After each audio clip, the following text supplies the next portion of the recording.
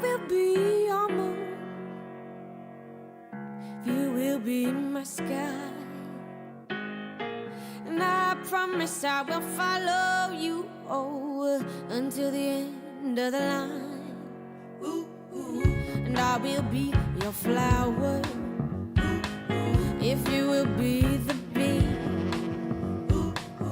And I promise I will always give you the sweetest parts of me.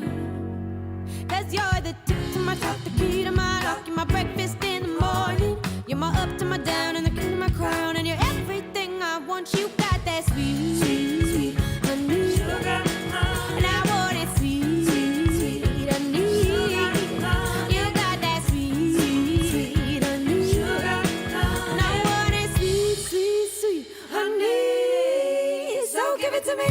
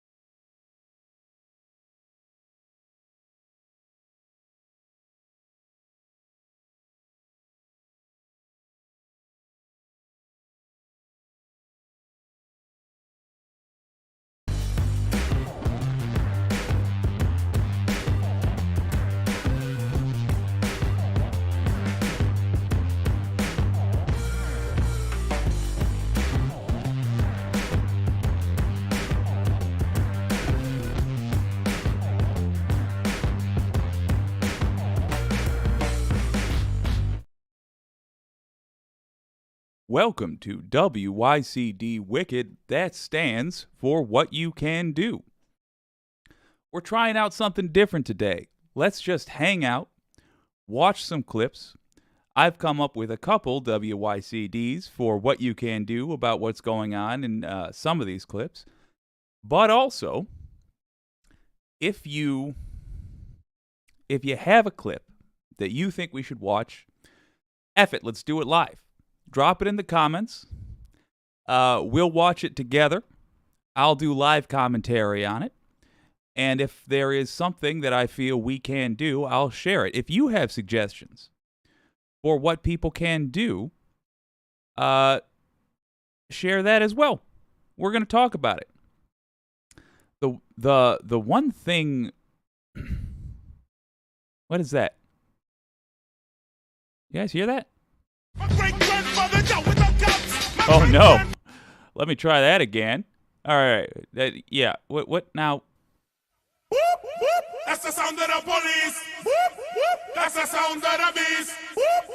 That's the. Yeah.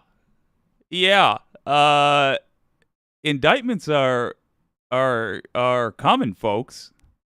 It looks like Donald Trump. Ooh, he's gonna have to face a judge soon. We have 3 real good cases coming down the line. Let's talk about those. Let's have some fun with it. So we have got Alvin Bragg. Let's have a look at this, actually. We've got Alvin Bragg. Here we go. With hush money payments, that case.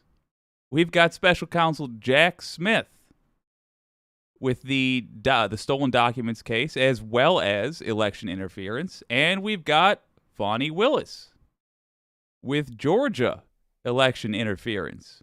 Oh boy, oh boy. All of these are pretty realistic. All of these have a decent chance of coming real soon. Question in the poll, which I'm going to ask you. Let's call you the Senate. The smaller group who is going to watch during the live stream. Vote in the poll. Let me know which one of these folks you think is going to go first. I'm also going to ask the House, the people that watch the recording of this later, So if you're listening to this and it ain't live, there will be a link in the description. Go to that community poll. Tell us who you think is going to be the first to indict Trump. And then I'm going to ask a third group, a secret, lesser-known group of lobbyists called the members. But we're going to refer to them as lobbyists now. What they think. I'm going to total up all of those polls, and tomorrow, on Salty Saturday, I'm going to reveal the winner, who the wicked community believes is going to be first to indict Trump. Oh boy. I'm excited, man. Let's look at some of the coverage of these recent developments. If you weren't aware, what we have now, in my opinion, is essentially, Christ Jesus, is essentially the audition for Attorney General. One thing I feel is that Mayor Garland ain't it. He doesn't have the pepper necessary. But we have three candidates that really are making a strong case for themselves for that role. Let's have a gander at Lawrence O'Donnell first up, discussing the developments that we found out about yesterday. Here it is.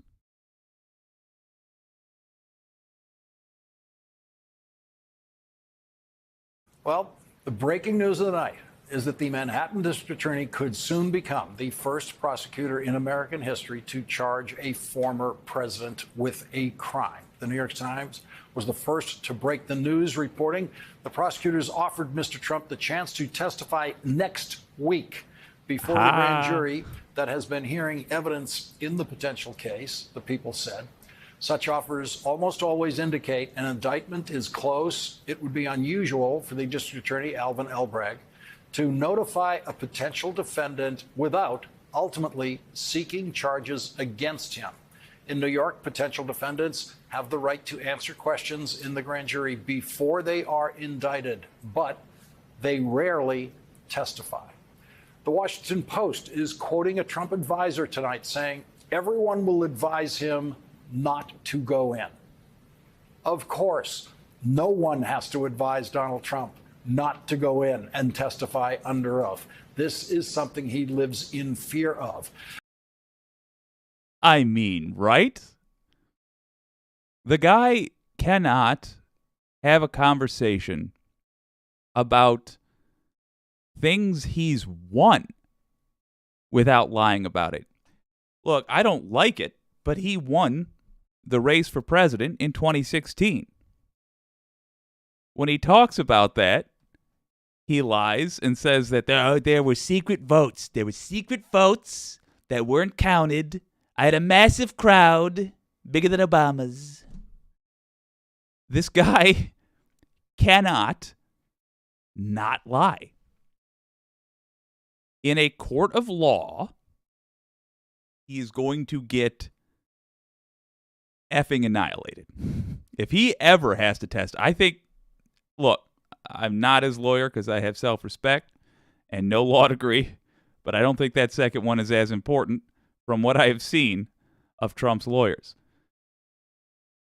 But if I were his lawyer, for the entirety of these criminal cases, I would not allow him to testify because he cannot not lie.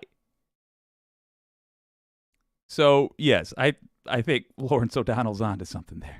The Manhattan investigation is focused on the $130,000 that was paid to actress Stephanie Clifford, also known as Stormy Daniels, during Donald Trump's first presidential campaign.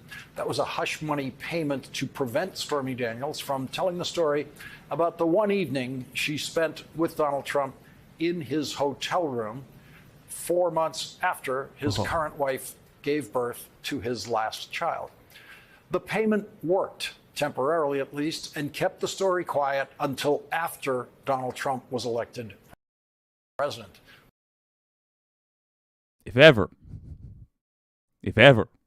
we need an argument against the pressures of capitalism, unregulated capitalism. It is that Stephanie Clifford felt enough need for money that she had sexual intercourse with Donald Trump. Ooh. The payment to Stormy Daniels was arranged by Donald Trump's operative Michael Cohen, who was convicted on federal charges in that case. Michael Cohen was sentenced to 3 years in federal prison after admitting under oath, as prosecutors told the court, quote, he acted in coordination with and at the direction of individual one. All of Michael Cohen's crimes in the Stormy Daniels case were committed in coordination with and at the direction of Donald Trump, who individual one, they said, who went on to win the office of president. There's no question about who individual one is. Was individual one in those federal court filings. It remains a mystery why the same federal prosecutors did not go after Donald Trump for the same crimes after he left office, but it appears the Manhattan District Attorney is now doing that. Michael Cohen. We did talk a little bit about why they don't in yesterday's stream when we were looking at Untouchable by Ellie Honig. It's frustrating, but I understand it. I will say, to sum it up, a lot of it comes down to simply tradition. There's a tradition of not going hard against the powerful.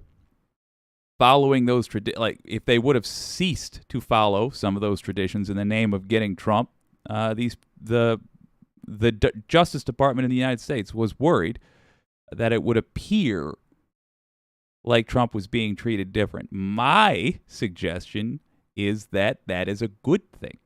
He should be treated different. He acted different. His behavior, I think, necessitates the strictest possible treatment because it is the most blatant, the most obnoxious, and absolutely deserves to be scrutinized heavily. And we should say, legal safety's off, folks. If it's possible to go after this guy, they should have. That said, I'm loving what we're seeing so far, and Lawrence O'Donnell is about to give a great breakdown of the cases against him. We also have some Midas touch with breaking news today about Jack Smith.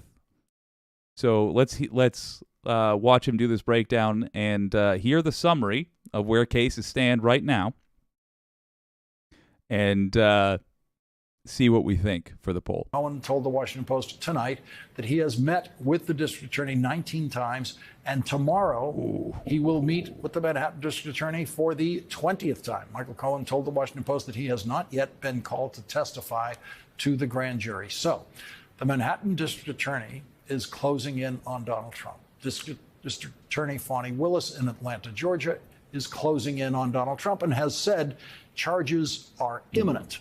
We already know that a Georgia grand jury recommended that several people be indicted in the criminal investigation that involves Donald Trump. And Special Prosecutor Jack Smith is investigating Donald Trump for 2 separate sets of possible federal crimes. One involving Donald Trump's possession of government documents after he left office, and the other involving Donald Trump's actions leading up to and on January 6th. So there are 4 separate criminal prosecutions that are closing in on Donald Trump. And you remember, though, this guy appears to have committed 56 crimes from 2015 till now. And I didn't even include, when I did that massive breakdown of all the unanswered crimes, I didn't even include the fact that while Michael Cohen was in prison, Trump appears to have made it worse for him because Michael Cohen was going to publish a book. That's also a crime. 57 then. But for the sake of simplicity, my point is only that 4 crimes out of 56 is not asking much. Hell, we're still looking for one. We want to know who has the courage and the ability to put together a case against this punk and go get him. You have to ask yourself, what are the odds? What are the odds of Donald Trump escaping charges in all 4 of those criminal investigations? If Donald Goose egg. That's a big old goose egg, gang. Trump is going to be criminally charged in any one of those investigations, it is going to be this year. 2023 is going to be the year in history when the first former president of the United States is charged with a crime. It'll be the year for the first time that happens. Or it's going to be the year when Donald Trump finally gets all of his criminal legal problems behind him.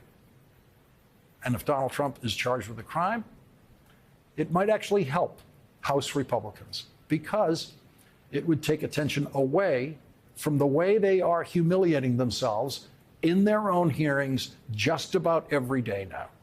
The Republican House of Representatives did not present their budget for the federal government today because they don't have one. Instead, they held clownish hearings in which the Republican members of the committees and their witnesses were humiliated repeatedly by the truth. Let's hold up. Let's make it easy for editing Jake for a second here.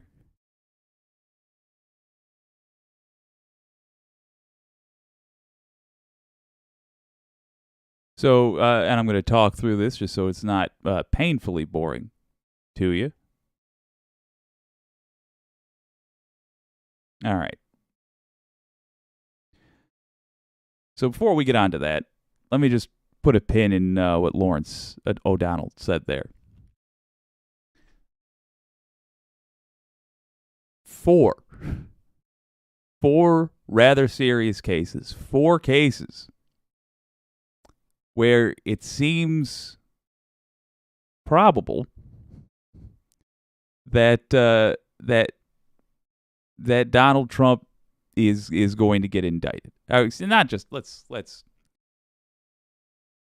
where you could make a strong case, let's say, that Donald Trump will indeed be indicted. What are the odds that he's going to skip all of them? I really don't want to commit to saying that there's no way he gets away with it. We've never before had the courage to actually hold a former president accountable for a crime. But that said, I mean, my God, if it is still possible to have a fair trial in a sane country called the United States of America, there's no way this guy isn't at least getting indicted. There's just no way. Again, I'm committing to that. I shouldn't. It seems unlikely. I would say outlook is good. What can you do? Contact the Justice Department. Tell them, good job. Go get him. But really, at this point, with the way it's going, we do have to just watch. We got a live poll. It's in the live stream right now. It will be linked in the VOD later, the description. Go vote in that. We're going to announce the winner of the live poll at the end of the live stream. But we are going to total up all the votes between the Senate here in the live stream, the House in the community tab, and the people that watch the VOD later, and the lobbyists. Because I'm going to do a poll for members. I'm going to total up all of those all of those votes, and on Salty Saturday, it's tomorrow, we are going to announce who the wicked community believes will be first to indict Trump. And then we'll have fun from there. So, What Lawrence was just talking about, essentially, here's the breakdown. Joe Biden put out a plan, a budget. It's not his job to do that, but the House couldn't. They could not get their act together. Clock is ticking. And they've been embarrassing themselves because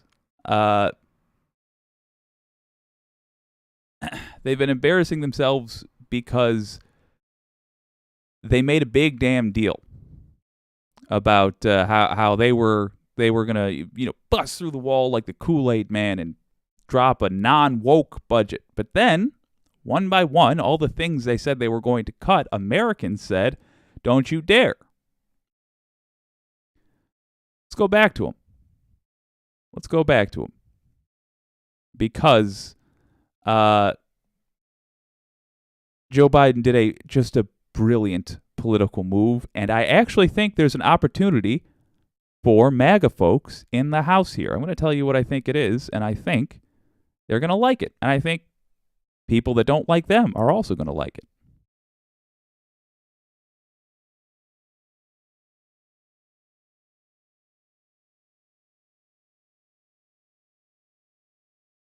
I'm Ben Meiselas from the Midas Touch Network. Special Counsel Jack Smith. Joining us now are Barb McQueen, None of former these U.S. things Attorney for the are what Eastern I District. intended. Well, Hey, there we breaking go. news of the night.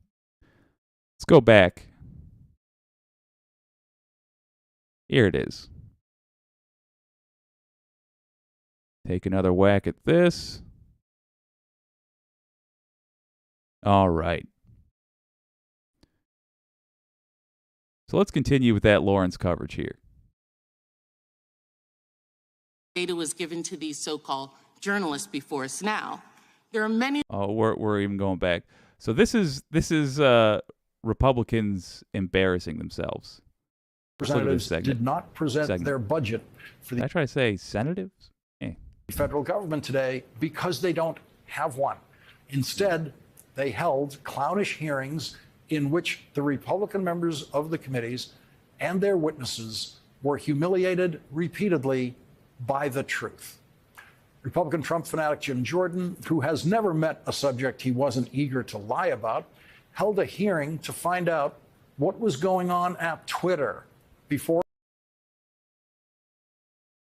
And real quick, just letting y'all know, with this stream, we're doing a little bit different, a lot more casual. Heck of a lot more casual. So I'm going to be interrupting to talk to you all the time. Catherine Wolf, I don't know how to drop a clip in the comments, but that dang dad did a vid called How Being a Cop Broke My Brain. You mentioned that in a previous stream. I have ADD real bad and forgot about it.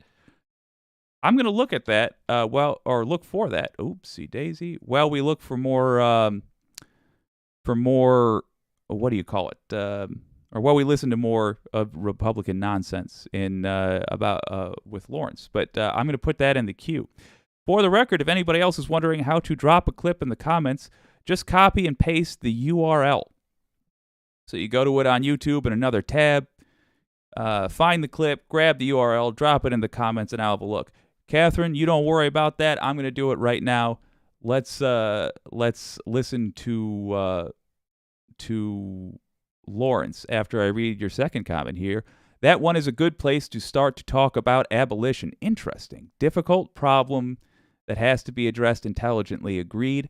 Also, something about a general strike and how we need to learn from the French. Ooh, I've been working on a general strike video. We're going to for sure talk about that. Right now, by the way, in the poll, we have 33% of folks think Alvin Bragg will be first. 67% think Fani Willis. Not a one person thinks Jack Smith is going to swoop in and get that.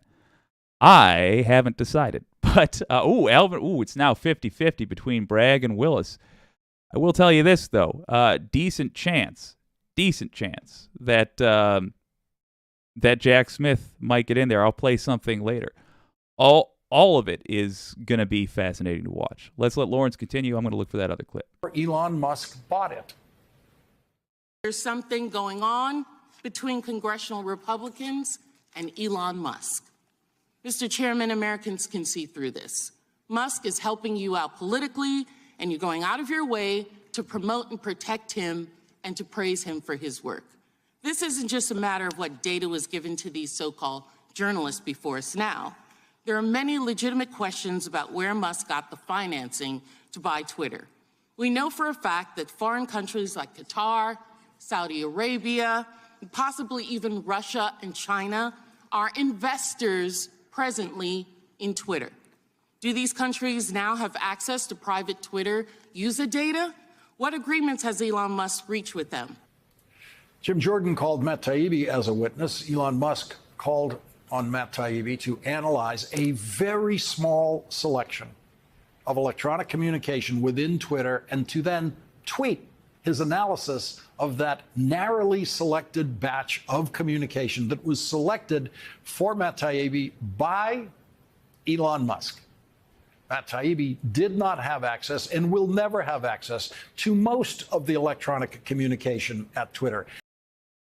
The piece the Majority Report did on this, and I apologize for not bringing that up, but or having that playing as well. The piece they did, though, if you get the opportunity, was fantastic. Matt Taibbi has been such a disappointment. Once upon a time, he wasn't such a shill. He's actually done, way back in the day, some decent reporting. The idea that he is now just so blatantly sold out, super depressing. But it's fascinating to see Lawrence O'Donnell, of all people, talking about something that the Majority Report was on not long ago. There are millions of emails and text messages that Matt Taibbi has never seen and will never see. There it is exactly. Elon Musk spoon-fed. Good Lord. What odd times we live in. I'm cheering for Debbie Wasserman Schultz. Elon Musk spoon-fed you his cherry-picked information, which you must have suspected promotes a slanted viewpoint, or at the very least generates another right-wing conspiracy theory. You violated your own standard, and you appear to have benefited from it. Before the release of the emails in August of last year, you had 661,000 Twitter followers. After the Twitter files, your followers doubled, and now it's 3 times what it was last August. I imagine your Substack readership, which is a subscription, increased significantly because of the work that you did for Elon Musk. Now, I'm not asking you to put a dollar figure on it, but it's quite obvious that you've profited from the Twitter files. You hit the jackpot on that Vegas slot machine to which you referred. That's true, isn't it? I've also reinvested. You've made some. No. Is it true that you have profited since you were the recipient of the Twitter files? You've made money. Yes or no? I think it's probably a wash, honestly. No, you have made money that you did not have before, correct? But I've also spent money that I didn't have before. I just This hired a frickin' whole guy. group of people to Patently investigate. obvious answer, reclaiming my time.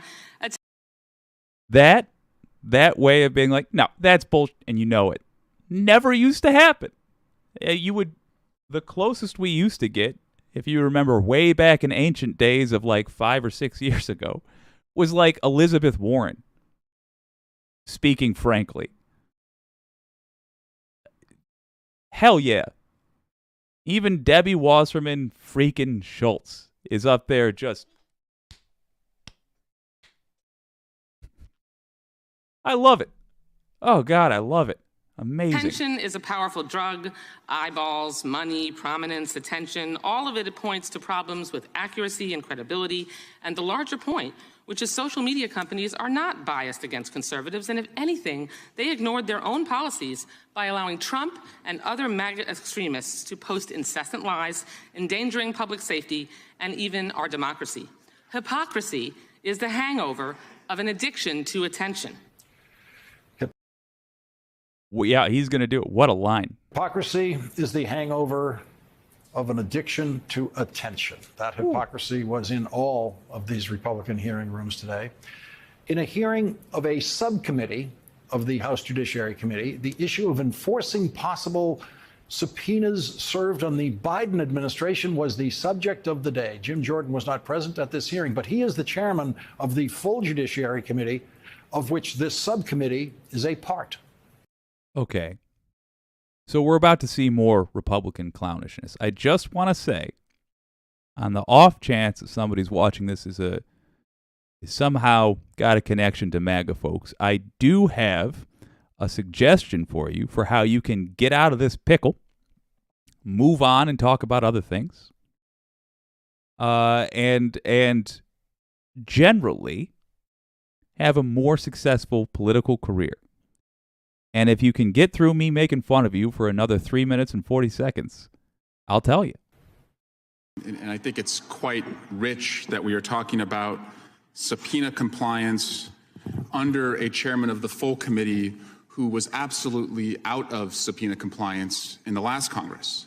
So we're going to haul witnesses in here today and claim that they did not comply with subpoenas or requests. And that request is so rich because it's coming from a chairman who himself did not comply with the January 6 committee's request. So May 31, you see a letter sent to then Representative Jordan asking that he honor his subpoena. He was asked over and over and over, you were a witness to a crime. You were a witness to the greatest crime ever committed with the most criminals ever indicted in America. Will you help your country? Will you comply with that subpoena?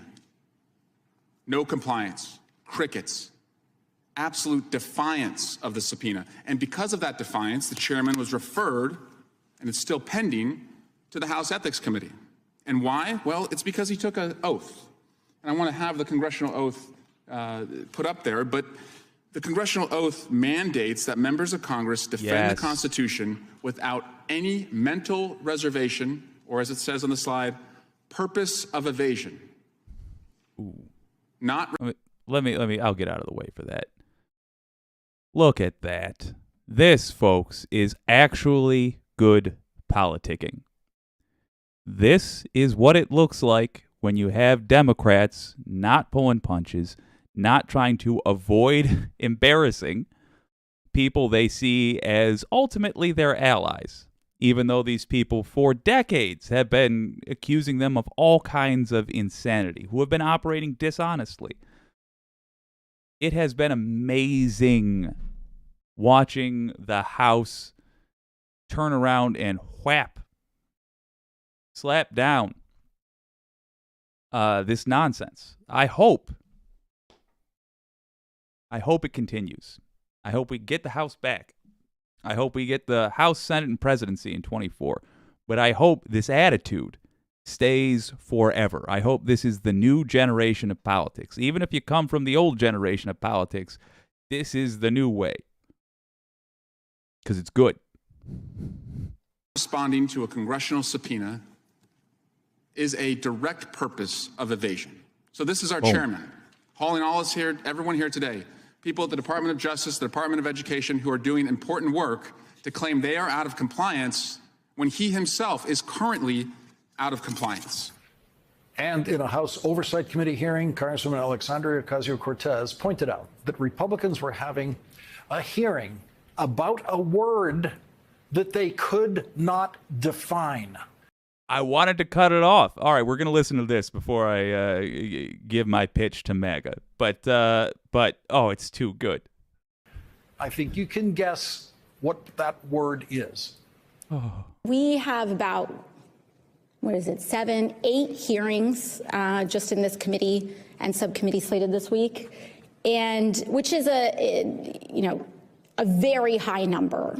And I have no qualms with this committee working hard. I have no qualms with this committee doing everything that it can. But I think we need to have a conversation about priorities here.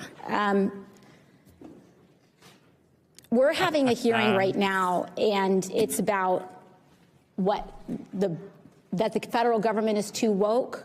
I mean, that's seriously what we're hearing. And then there's no definition of what woke is, but on paper, why don't you tell us what they say it is? In this hearing is that the so-called woke policies are remote work for federal workers, especially those that live in rural areas, and those who have disabilities, paying interns so that critical opportunities don't just go to privileged kids whose parents can afford to pay for their rent while they go on a free internship. That is what is woke here. That is what the other side is calling woke here.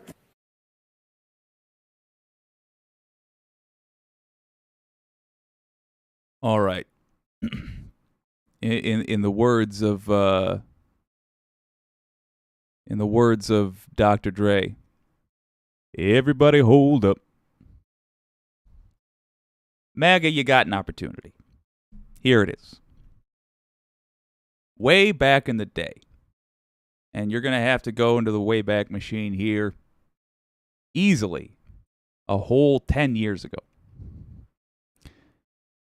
There used to be an annoying thing that Democrats would do when they didn't really want to fight, because for whatever reason, I mean, they had different reasons, I'll admit that, but they didn't really want to fight, but they wanted to look like they were fighting.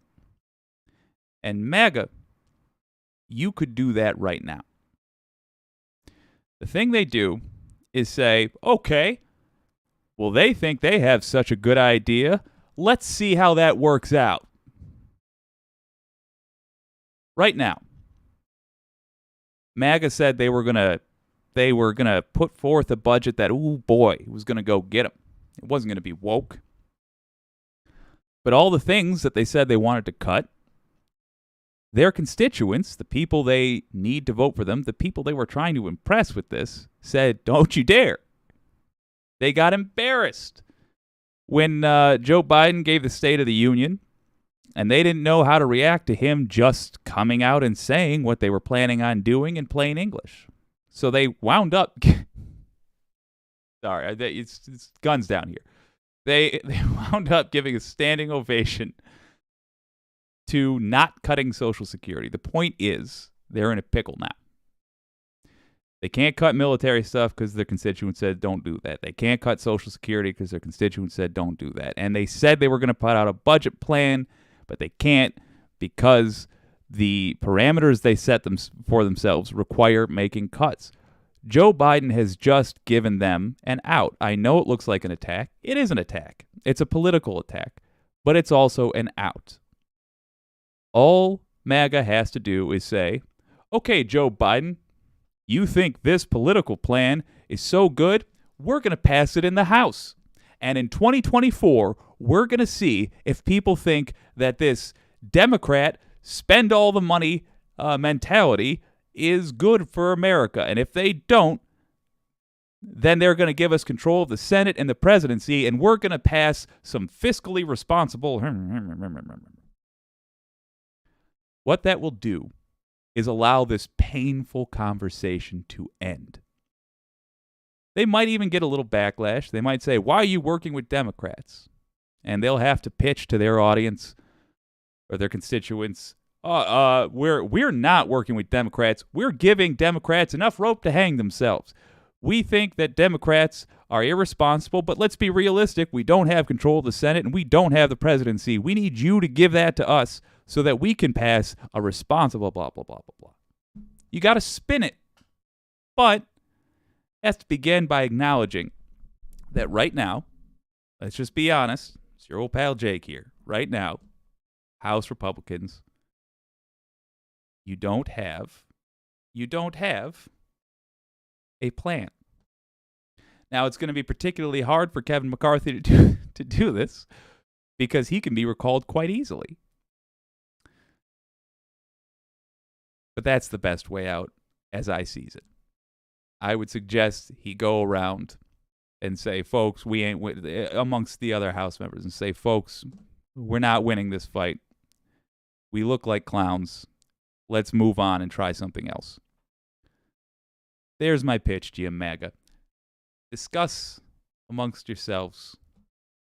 By the way, it might actually do some work as far as making you look less like psychopaths. Because right now, I'm going to be real with you, most of the country sees you, MAGA folks, and thinks it's not even worth talking to you. There's no point in working with you on anything or listening to what you have to say about anything. That's not good. Give it some thought. AOC did indeed nail it again. Tell you what, let's have a look at that clip. Viewer recommendation. Thank you, Catherine Wolf. This is That Dang Dad, who, I'm going to give him a like on this video. There you go. This is That Dang Dad with a video called How Being a Cop Broke My Brain. And I want to give you a heads up. It is going to be very awkward when I transition, but I'm going to try anyway. Oh, yeah. See, there we go. Pausing this for a moment. And adjusting this. Oh, we're getting there. And now changing the playback so that I can hear it as well. So I think we're going to start doing occasionally different kinds of streams like this, where it's much more relaxed, and I worry about getting a polished product out to you later with the edit, because I think this is fun. And also, I think there's value in doing a genuine, I've not seen the video at all before reaction. Also, because I want to be wrong more often, oddly enough. I think there is too much of a culture of like perfection or nothing. No, I want to give a take and then the next day get on screen and be like, hey, I just listened to the take I did and I forgot X or Y. I think there's value there. Anyway, let's watch this video. Oh, Christ. Well, I'm going to turn that down all the way while we let that music go by. Because I don't want to get a copyright strike. Hey there. Welcome to That Dang Dad. My name is Phil. And tonight, I want to return to a topic I haven't done a video on in a while. Law enforcement. If you're new to the channel, you should know that I used to be a police officer in a pretty rowdy part of California. In the years since then, though, I've become a police and prison abolitionist, meaning I believe that the entire concept of police forces and prisons is not reformable and it must be replaced with something that's more compassionate, more just, more committed to dignity and meeting human needs. Just want to say, broad strokes, I'm on board. We're in the first few seconds of the video, but broad strokes, yes, I'm on board. A ground-up transformation, absolutely. I'll put a link in the description below if you want to see me do a deeper dive on that topic. Tonight, though, I want to set aside the academic texts and the philosophy and all that nerd shit, and I want to get personal about how my time in law enforcement really fucked my brain up. Tonight, we're going to be talking about state violence and some of the nasty stuff that cops see in the line of duty, so if you're not in the mood for blood and guts and man's inhumanity to man... Oh, I have so many stories. Maybe another stream. Maybe a little bit in this stream. But I got some gross cop stories. In like stuff that we'll get to. I want to skip this one tonight. Anyway, there's nothing cops love more than captivating an audience with a war story, so I'll start with one of mine. So there I was, Saturday night, M4 rifle in hand, monitoring the perimeter of a housing complex in the middle of a neighborhood. Our gang unit had been tracking an armed and dangerous gangster wanted for murder, and they'd seen him enter the middle property of a triplex where his family was hiding him. We quietly evacuated the two end properties. We prepared... Just real quick, I want to compliment him on his editing style and say that I will probably take a page out of his book. I've been trying to figure out how to do a nice visual thing. I like that a lot. To make a dynamic entry, as they say. This is the police, come out with your hands up, no answer, in go the flashbangs, and go the tear gas. After a moment, the gang unit radioed that the gangster had climbed up into the attic of the triplex, which was accessible to the two end units. I was tasked with standing in the doorway of the south unit in case he tried to sneak out that way. I was reminded that he was armed, dangerous, and had already killed. So there I stood as the gang unit began to throw more and more tear gas up into the attic, waiting to see if this guy was going to drop down right in front of me. And I did what I'd been trained to do. I visualized shooting him in the chest until he stopped moving. Over and over and over and over again. I pictured him crashing through the ceiling. I pictured him sneaking around a corner. I pictured him running at me. I pictured him shooting at me. I pictured him wounding me. And every time, I pictured firing until the threat had been eliminated. I have no idea how many times I annihilated this guy in my mind palace. 40, 50 times. And it's not because I hated this guy or really wanted to score my first kill on the job. It was because I wasn't quite sure I could actually do it. I was taking a page out of Dave Grossman's training, and I was psyched. That is so fascinating. It's that he wasn't sure if he could do it that made him hyper-focus on that part of the training. That's really interesting. Good recommendation, Catherine. Picking myself up and convincing myself that yes, I could kill someone if I had to. After all, he was armed, he was dangerous, and he'd already killed before. What options did I have? Ultimately, blinded and choking on tear gas, he fell through the roof of the middle unit directly in front of our canine unit. Did you know dogs are not incapacitated by tear gas? The gangster and I both learned this right about the same time, and it was a bad night for him. Oh, After no. all that, I put my gear back in my cop car, took a quick drink of water, and resumed my shift. Off to go break up loud parties, referee marital disputes, and chase. I haven't seen the video. He might touch on this in a moment.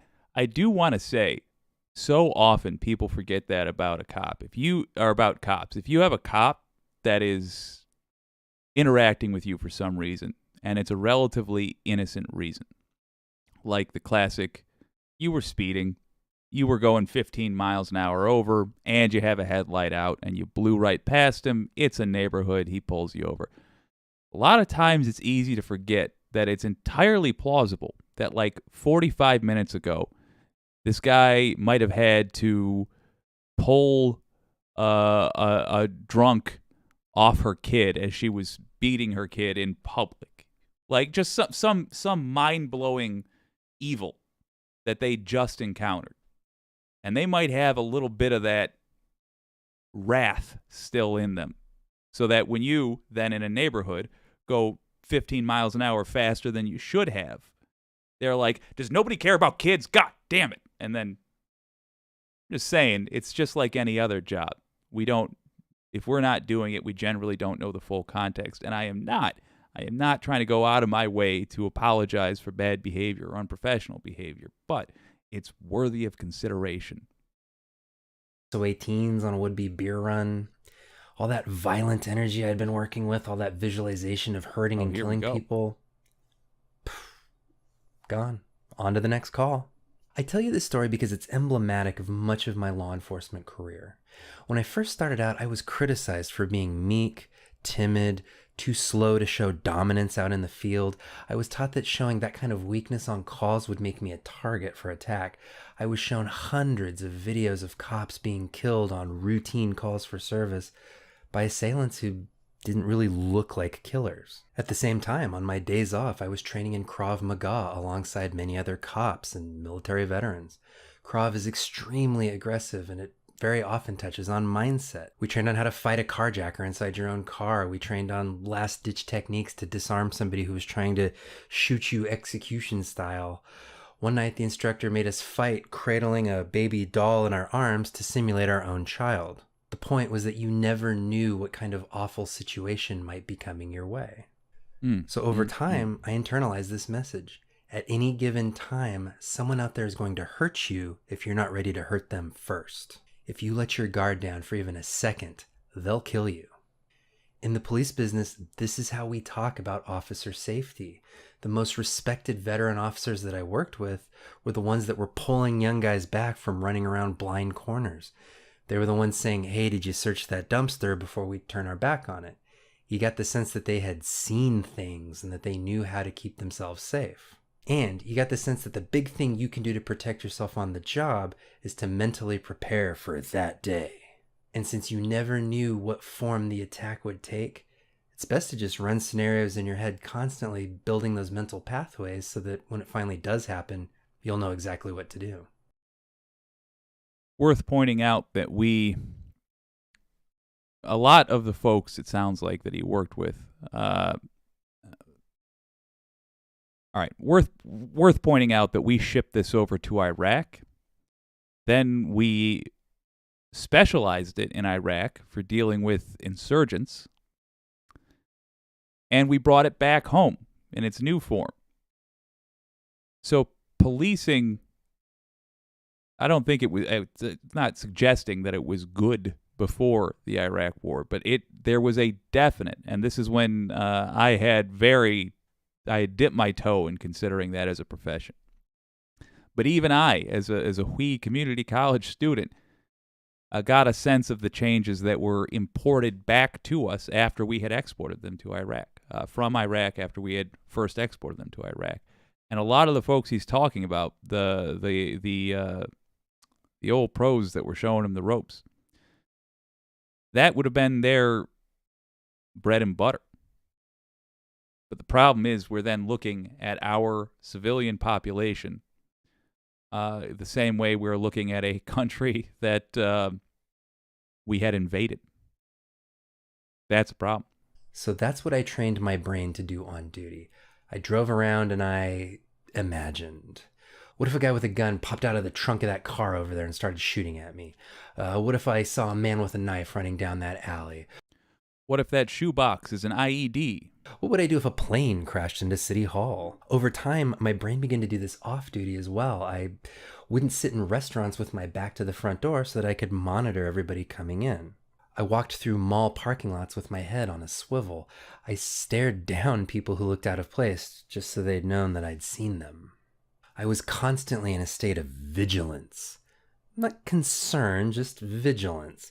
My Krav instructor used the color code system to talk about emotional states, white, yellow, orange, red, black. And he used to say that you should never leave the house without being at least code yellow, that you should never be totally relaxed in public. That's a guy that takes his profession so seriously that you shouldn't take that guy seriously. And I never was. And to this day, I never am. It's been a long time since my cop days now, but this hypervigilance has never left me.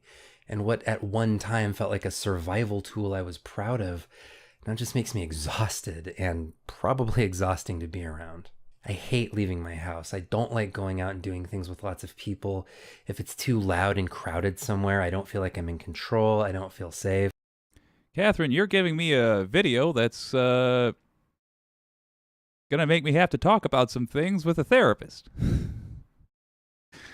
Recognizing some similarities here that don't sound healthy when I hear it reflected back.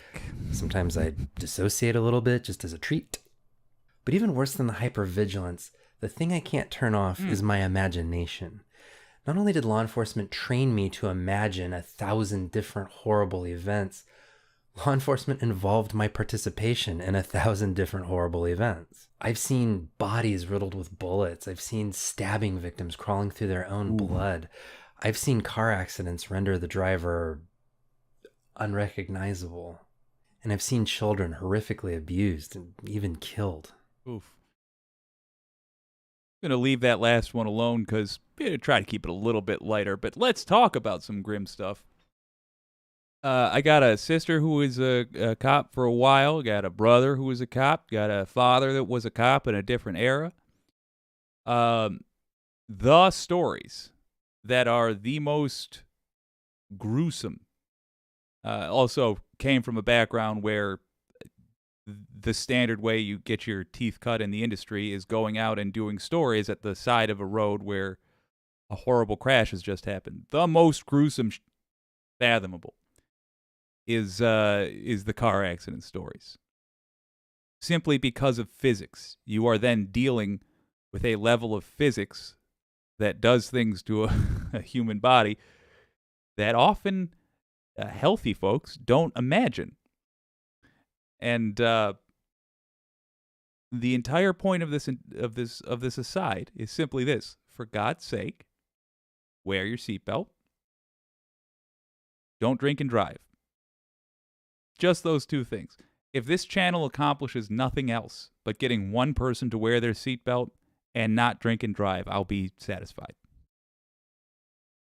So even now, long after my cop days, my brain will conjure up unbidden hey, what if this happened? Hey, what if a home invader breaks in and takes you hostage? What if your partner drives off a bridge? What if there's a mass shooting at this theater? All kinds of stuff. And for a while, I could tell myself I was just being prepared. Mass shootings happen all the time in the United States. Why shouldn't I mentally prepare? I wrote this line after the Buffalo shooting and before the Uvalde shooting. It wasn't until my daughter was born that I started to realize that maybe actually what I was doing wasn't normal. All new parents experience the fears and the what ifs, but I spent the first year and a half of my daughter's life in an almost daily battle with my own mind. It was a constant onslaught of the most horrible what-if scenarios you can possibly imagine. So bad I won't even describe them to you. Every night I had to fight my brain to go to sleep. Breathing exercises, meditations, rain sounds, sleep stories, melatonin, CBD, anything that would just shut the projector off. It's a minor miracle I didn't end up abusing alcohol very much during that time, because some nights a nice big glass of scotch was a really easy way to tell my brain to just shut the fuck up. I was looking into therapy at one point, and then COVID hit, and between that and budget stuff, I basically just gave up on that idea for the time being. After some research, I ended up buying a self-guided CBT workbook. Not that kind, the other kind. And doing exercises in that for a while, and believe it or not, that actually kind of helped. I don't know if it was just feeling like I had some kind of outlet to work on this stuff, or whether I just got less anxious over time as my daughter stayed healthy and happy. But I'm in a much better place than I was 2 years ago. I'll even give you one of my tricks in case you need it. When I catch my thoughts start to race down a bad path and I realize that I'm rehearsing for tragedy, I'll say to myself out loud, "You don't need to rehearse right now. If this ever happens, you'll know what to do." And if the thought is really atrocious, sometimes I will say to myself out loud, "This is a stupid fucking thing to obsess over. We're going to think about a different topic right now." Something about saying it out loud just makes for a nice thought pattern reboot. I don't know why it works for me, but it does. So why am I telling you all this? Is it to generate sympathy for cops? Absolutely not. ACAB forever. Is it to dissuade young people from going into law enforcement? No, but I'll take it. I think the reason that I wanted to talk about this tonight was as a way of explaining why so many cops behave the way that they do, and why they seem to feel a sense of entitlement about being exonerated after, say, shooting an unarmed person, or... He's making a really, really interesting point. But I hope he explains ACAB there. I have never really understood that at all. The people that say ACAB, ACAB. Doesn't make any sense to me. I've also never understood the people that suggest to lefties that they shouldn't go into law enforcement, of which this guy appears to be both. Obviously, he just said he was. I hope he explains that a little bit more.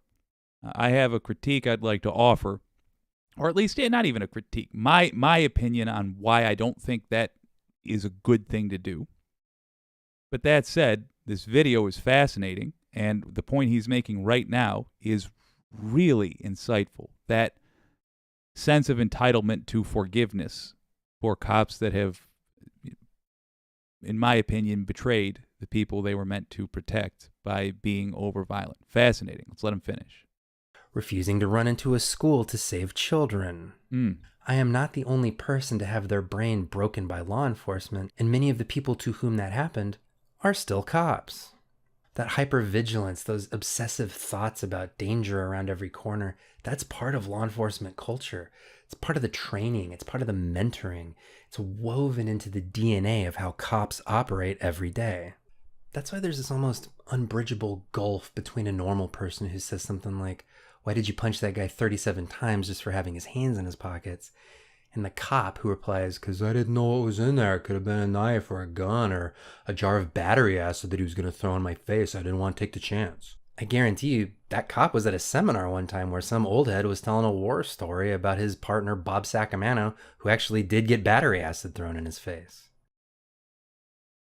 And also, in some cases, literal war stories. Literally talking about policing Fallujah. Worth noting. There are approximately 900,000 police officers in the United States, and I'm willing to bet that the vast majority of them were trained like I was and have the same mental pathways that I have. That's a lot of unarmed, unaccountable people running around fantasizing about being executed in the streets every day. Armed. Yeah, this may inspire some sympathy in you for those cops. I don't think it's a coincidence that cops endure this kind of abusive working mode and then turn to alcohol abuse and even more notoriously, child abuse and intimate partner abuse. Yes, many people who are already abusive enter law enforcement because the profession protects abusers, but I do think that the job can, over time, make people much more abusive than they were when they started, both through the training and through the peer pressure. Counseling and therapy are totally stigmatized in law enforcement. If your department finds out that you're receiving mental health treatment, you risk missing out on special assignments and promotions for being unstable. So everyone fighting these demons is fighting alone. But I'm not arguing for sympathy, and I'm not asking you to empathize with anyone. Instead, all of this is yet another reason why I am a police abolitionist and why I believe that the profession, as it exists today, cannot be reformed into something better and must instead be replaced. The hundreds of thousands of cops with these hyper-vigilant, alarmist thought patterns are not going to be receptive to being disarmed and trained not to kill. Hell, when I was a cop, even in my later nice cop years, I wouldn't have been receptive to being part of an unarmed community service role. I would have balked at any training that said that police should err on the side of not killing someone during a tense, uncertain, rapidly evolving situation. I would have told you that it was dangerous to dissuade cops from killing because it means that they will hesitate when that day comes. Any training or policy that put civilian lives ahead of police officer lives would have been killed off by a massive mobilization of angry officers. Among the 900,000 cops out there, are there caring, compassionate officers who just want their community to be safe? Sure. Would some of them make amazing community care responders and conflict mediators and mental health crisis counselors? Absolutely. But these officers are not driving department policy. They're certainly not driving federal policy, and they are not leading the culture of modern American law enforcement. They exist, but they are not representative of the whole of policing. And when you call 911, there's a low likelihood that you're going to get officer friendly instead of Sergeant Dick rifle. From the frequent police murders of unarmed civilians to the now frequent refusal of police to defend school children, it's painfully obvious that the American officer safety mindset is a clear and present threat to everyone in this country. Anytime you're within 20 feet of a cop, you are in danger, both from their overactive imagination and from their total systemic insulation from consequences. Wholeheartedly agree.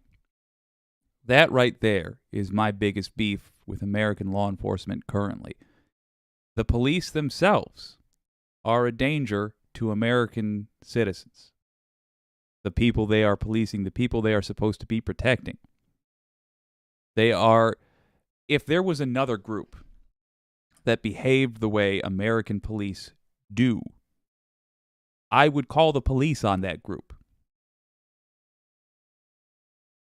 That part, or that assessment, I should say, I wholeheartedly agree with.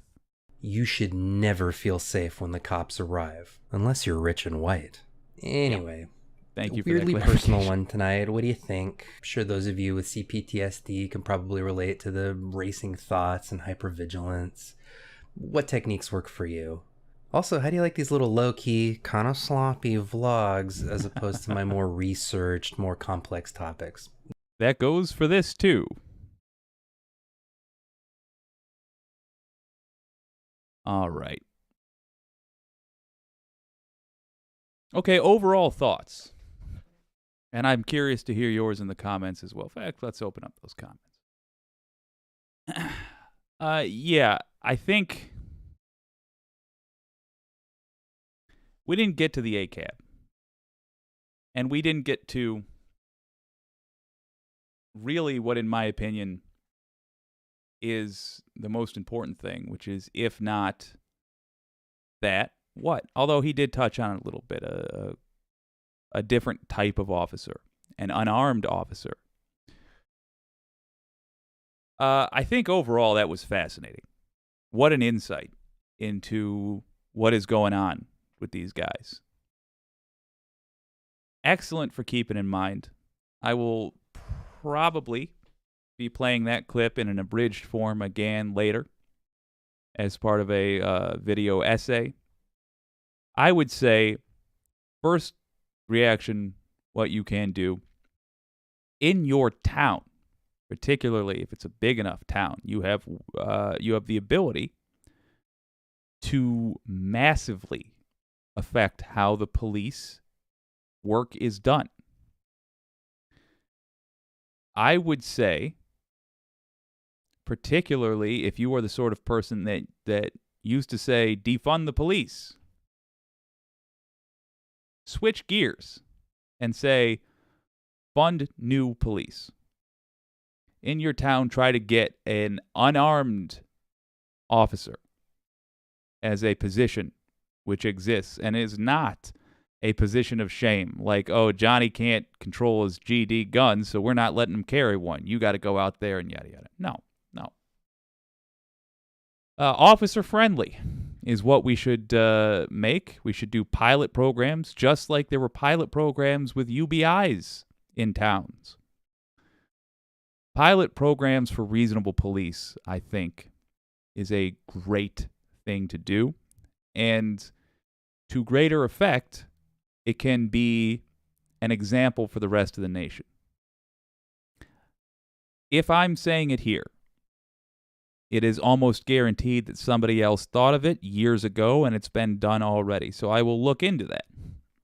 And I'll look into how it went. But first reaction, that's what I would suggest doing, for sure.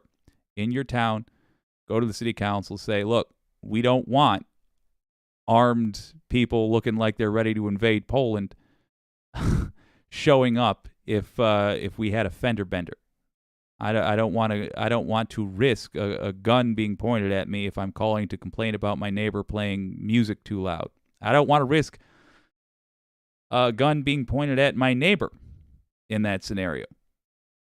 I would like a section of the police to be unarmed that I can call and request an unarmed officer. I think that's the way to go. And I think, let's have a gander. I think that, what was it? I've just left it. Killing me. Oh, Jake, come on.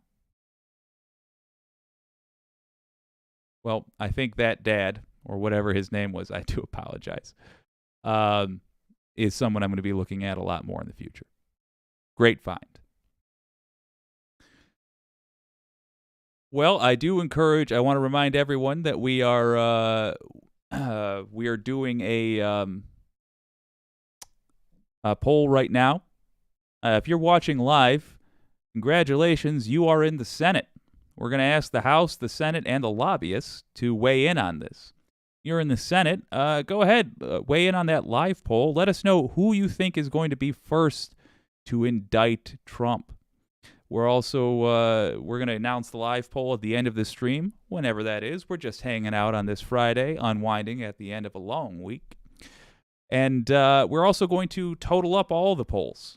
The live poll right now for the Senate, the House on the Community tab, voting in the VOD later. And we're also going to be totaling up the polls from the lobbyists. And if you want to be a lobbyist, well, those are our members. So there's a way you can become a member. You click join the channel. Costs you $5 a month. And you buy your old pal Jake more Diet Cherry Wild Diet Wild Cherry. There we go. Diet Wild Cherry Pepsi, which I do enjoy. Catherine Wolf says, thanks, Jake. Not a problem. Thank you for the recommendation. Laura says, hi, I'm late. Laura, good to have you. We're just hanging out today. We're just having a fun Friday, watching clips. If you have a clip that you think we should have a look at, copy that URL, drop it in the comments, and we'll look at it. I just ask that you please don't have it be copyrighted music. The last one wasn't, but I didn't make that disclaimer before. Separation of duties, Catherine Wolf says, in reference to the... Yeah, wholeheartedly agreed. We have to reallocate their funds. I agree. We write too many blank checks, or we write too many checks and don't say what it's for. That's an issue. You may not be the first one thinking of it. You might be the first one saying it. Just saying, says Laura. Yeah, that's entirely possible. But ultimately, that's going to be I hope that somebody else has already started this. Like, I hope somebody else has already got a pilot program going. But if not, there are plenty of countries that have this. In fact, England has a great model for their police force. In the past, we modeled ourselves. Some of the things I should say that work about our police, we modeled off Robert Peel, a.k.a. Bobby, from England. They call police Bobbies in England, named after Robert Peel. There is quite a bit to be gained by modeling, by looking at what other places do and stealing. Just there's nothing wrong with stealing a good idea. That is called educating ourselves, and that's great. I want to tell you guys about my microcosm. That is the state of Michigan. It's very lucky for me that I'm doing this show in the state where I am currently located, because it's very easy to take what happens here and talk about what can happen elsewhere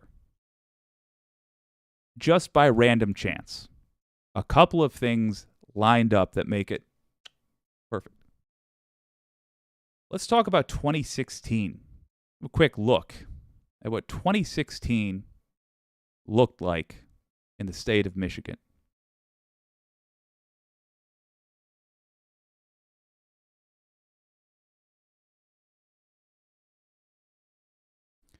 So in 2016, Donald Trump won the state of Michigan. Let's have a quick gander at the districts. You see how that's divided up? That's awful red, isn't it? At the time, Michigan was highly gerrymandered.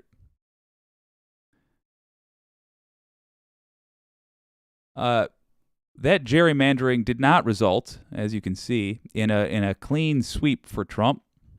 In fact, it didn't affect the election at all, because obviously you take the whole state. But it was a wake-up call for a ton of people in Michigan. Michigan had gone to Obama, and when it switched to Trump, it broke a lot of hearts, mine included. Michigan had also been unable to get a representative democracy going. The state house, the state senate never looked like what the overall votes said they should look like, because it was so gerrymandered. Those blue areas you see are generally blue every single time, but the areas around them shift a lot. A joke that is often said about between news people in the state is the farther left you go in Michigan, the more right you get. It's a good thing to hold on to. But look at this. Look at the primaries. See if I can get us there. Green voted for Bernie Sanders in the Democratic primaries. Yellow voted for Hillary Clinton. Do you see what's odd there? All the places that voted for Clinton voted for her in the primaries as well. But Bernie Sanders, he cleaned up in the red districts. I shouldn't say all, but the vast majority. It's not an accident. We were getting a ton of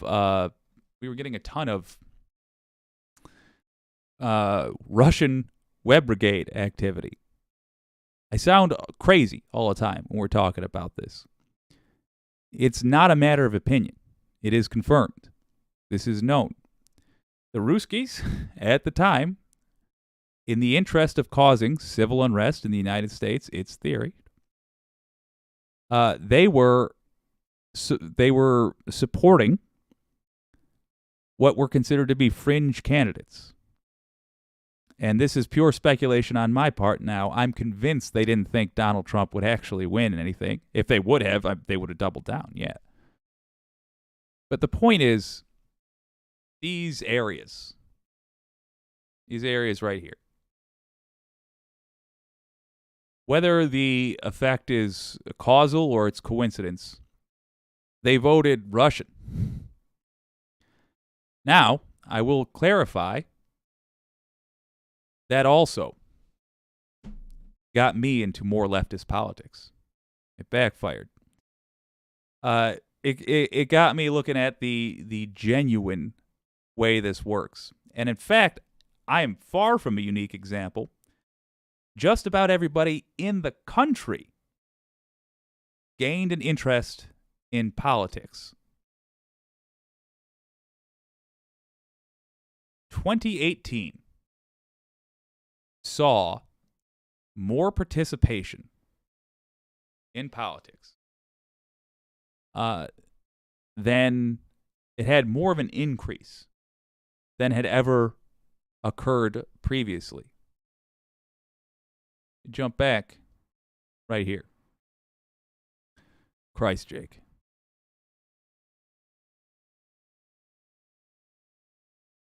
Hey, there we go. Saw more of an increase in politics than had more of a jump in participation than had ever happened before in history. For many who didn't vote, it was a chance to rebel. In 2016, it was a chance to rebel against the lack of change represented by the Democratic establishment. A lot of people were disappointed that Obama was the everything's going to change guy, and then nothing changed. And while I can't speak for everyone in the state, I can say I felt a sense of shame that my state ultimately went to Trump in that election, and other people got activated. Michigan is one of 16 states that has true direct democracy, which provides for all three of the tools for citizens to place proposals on a ballot. That is the initiative to propose changes to the state constitution, the initiative to propose legislation, and the power of citizens to invoke the referendum. After 2016, multiple groups got to work. Totally separate. To my knowledge, there was, in fact, not even communication between these groups. It was just savvy people taking advantage of the atmosphere. Multiple groups working separately in the state took advantage of the political atmosphere and got Proposition 1, Proposition 2, and Proposition 3 on the 2018 ballot. Pin in that, we're going to come back to it in a moment. Across the nation, turnout in that election in 2018 was the highest increase in history, and Michigan Democrats in particular cleaned up. Let's jump back to Wikipedia.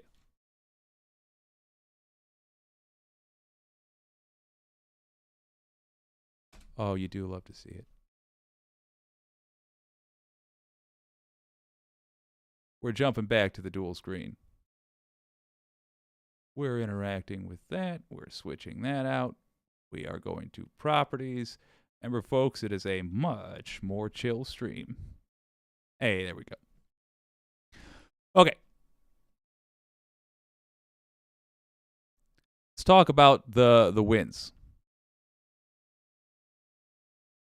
Democrats cleaned up. This is what it looked like.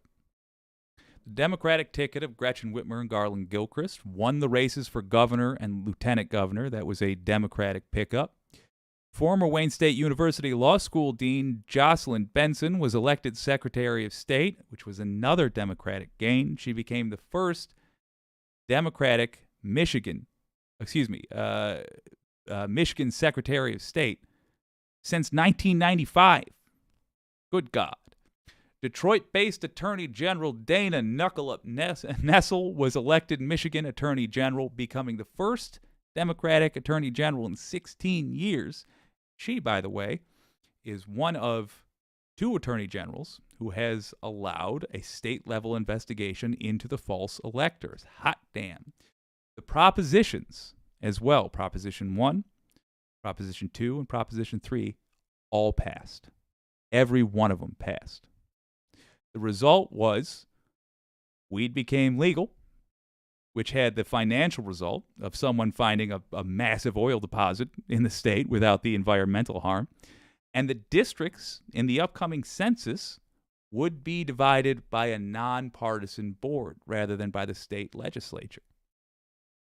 Let's look at some other 2018 successes that were on there. The State Board of Education cleaned up for the Democrats. With the Senate, all 38 seats in the Michigan Senate were up for election in 2018. Democrats gained 5 seats.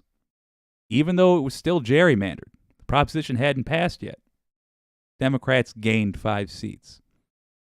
All 110 seats. Michigan gained 5 seats.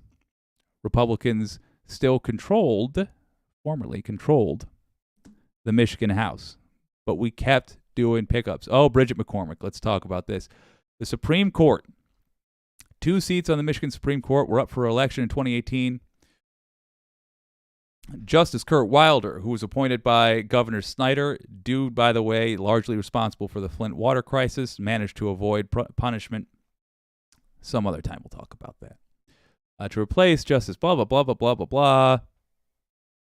6th Circuit Court of Appeals are each eligible. The 2 winners of the election were Clement and Megan Kavanaugh, who unseated Wilder. Cripes.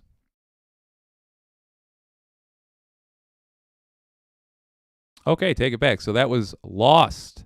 Oh, well. Sucks. Going way down. Okay, but let's look at these ballot initiatives. So what changed? What were those ballot? All of those passed. Democrats absolutely swamped Republicans, despite the gerrymandered districts. Well, number 1, weed passed. Number 2, districts were no longer gerrymandered. Number 3, Proposal 3, protecting the vote. An initiative to add voting policies such as same-day registration and straight ticket voting to the state constitution was approved by a massive margin. You remember that old map? Look at the districts. Look at the concentration. Oh, boy. Look at the concentration where people came out in favor of that. When I say that I feel like we can reach across the aisle and convert some MAGA folks, at least on some issues, it is maps like these that convince me of it. A lot of overlap with the Bernie voting right. In fact, what this is simply populism. That's a map of populism in Michigan. Up in the thumb there, there's communities like Peck, Michigan, which is essentially a religious community. There are the rightest of the right folks up there. I'm not surprised to see that go the way it did. But what did surprise me the first time I looked at it, look on the far right, the far left. The farther left you go, the more right you get in Michigan. I was reporting in these communities. I can tell you, red hats everywhere, and yet they voted for populist proposals. What's the significance there? Well, here's my question to you. If you're in a state that is gerrymandered, and you have a population that thinks nobody's coming to help them, it won't matter who they elect because that person's not going to do anything for them. If that's a state that you're in, what do you think is going to happen if you put something on the ballot that day, of which there's 15 other states that can do this, on the ballot that day, which will change people's lives the very next day? It drives people to the polls. It has a massive effect on turnout. Michigan, I stress, was not unique. But people in Michigan took advantage of this wave of political interest and managed to get the state ungerrymandered. When the 2020 census rolled around, it wasn't the state legislature, as in the people who get voted into office, that were drawing those maps, meaning the existing powers that be, which had controlled Michigan and were right-wing for years and years and years and years, they couldn't draw maps that would make sure they got reelected. Instead, there we go. Instead, an independent board consisting of I think it's like 5 Democrats, 5 Republicans, and 2 independents, something like that. Independent board drew the districts. You want to guess what happened to 2020? Cleaned up. 2022? Cleaned up. To show you what happened just this week as a result of the state of Michigan no longer being utterly gerrymandered.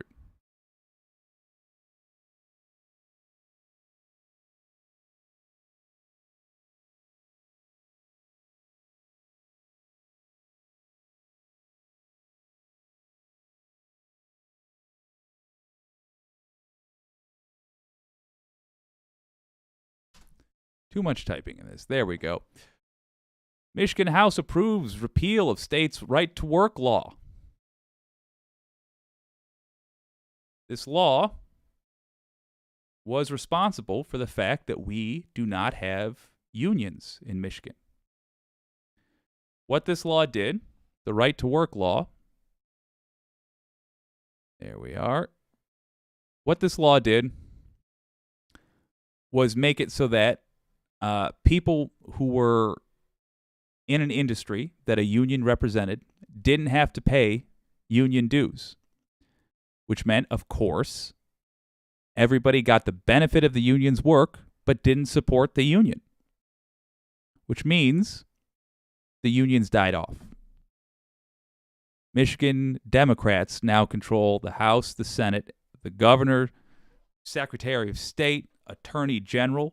Democrats across the board are in control, so they got rid of this.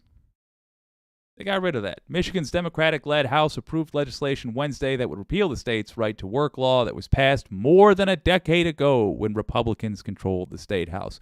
Repealing the law, which prohibits public and private unions from requiring that non-union employees pay union dues even if the union bargains on their behalf, has been a top priority for Democrats since they took full control of the state government this year. The bill is not about making history, it's about restoring the rights of workers, from whose work we've all benefited, said Representative Jim Hansma, a Battle Creek Democrat. Battle Creek is a right-wing place people thought until we got rid of gerrymandering. Said on the House floor prior to the vote, supporters of the repeal who poured into the gallery above the House chambers cheered loudly as the legislation passed along party lines late Wednesday. Legislation restoring the state's prevailing wage law, which requires contractors hired for the state projects to pay union-level wages, was also approved by the House. Both bills will need to pass the state Senate before being sent to Democratic Governor Gretchen Whitmer. You better believe it's going to pass and she's going to sign. Also Tuesday, Michigan repealed its 1941 abortion ban. There was a draconian law passed in 1941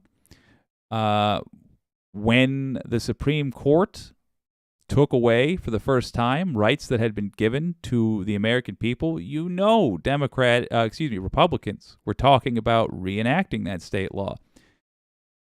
They can't anymore. That's gone. It's done. The kibosh has been put on it. In other words, Democrats here's the timeline of events. Trump got elected Michigan got embarrassed. The reaction to that was a ton of political interest.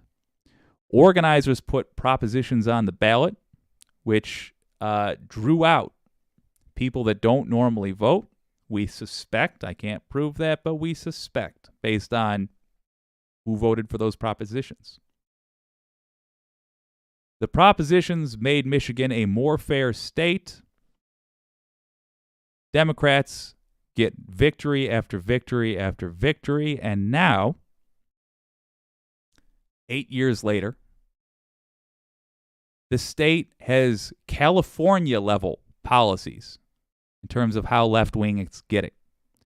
And I can report from the front lines on this, the citizens of Michigan, including a lot of the right-wingers, really like these policies.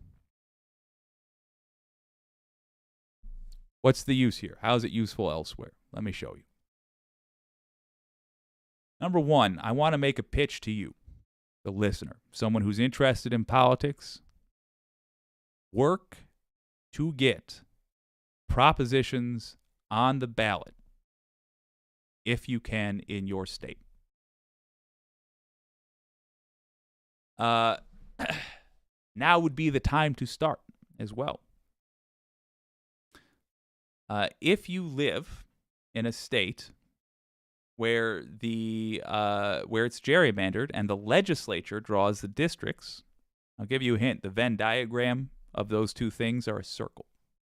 If that's a state you live in, get that changed.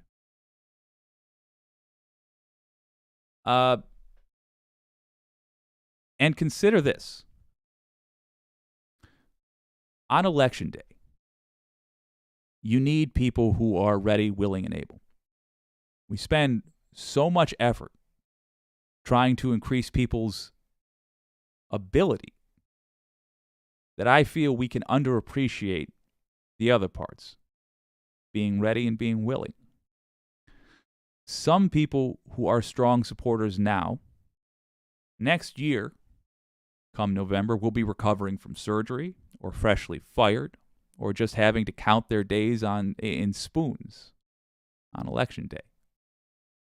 Maybe someone who kind of likes the candidate that you like will be weighing their likelihood of seeing actual change against skipping lunch to go vote. Maybe that's only the level of interest that they have. Well, one hell of a motivator would be to give them something on the ballot that their vote would accomplish immediately. So they don't have to trust a politician. They can say, no, if we get enough votes this election, then this passes. You got all kinds of candy you can hand out. You want to get the lefties out? Put legalizing weed on the ballot.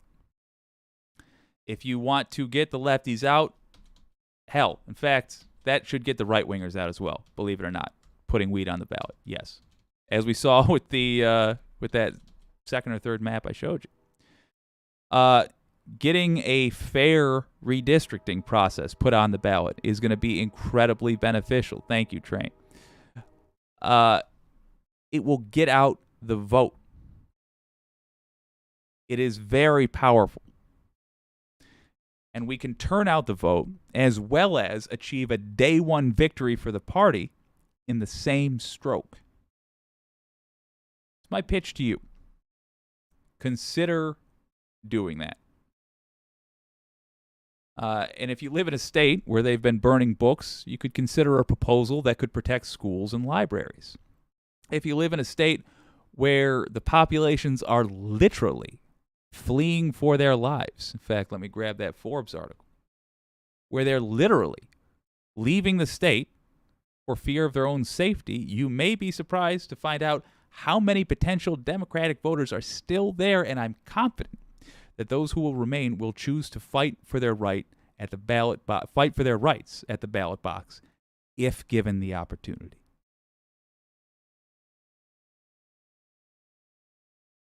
These states, by the way.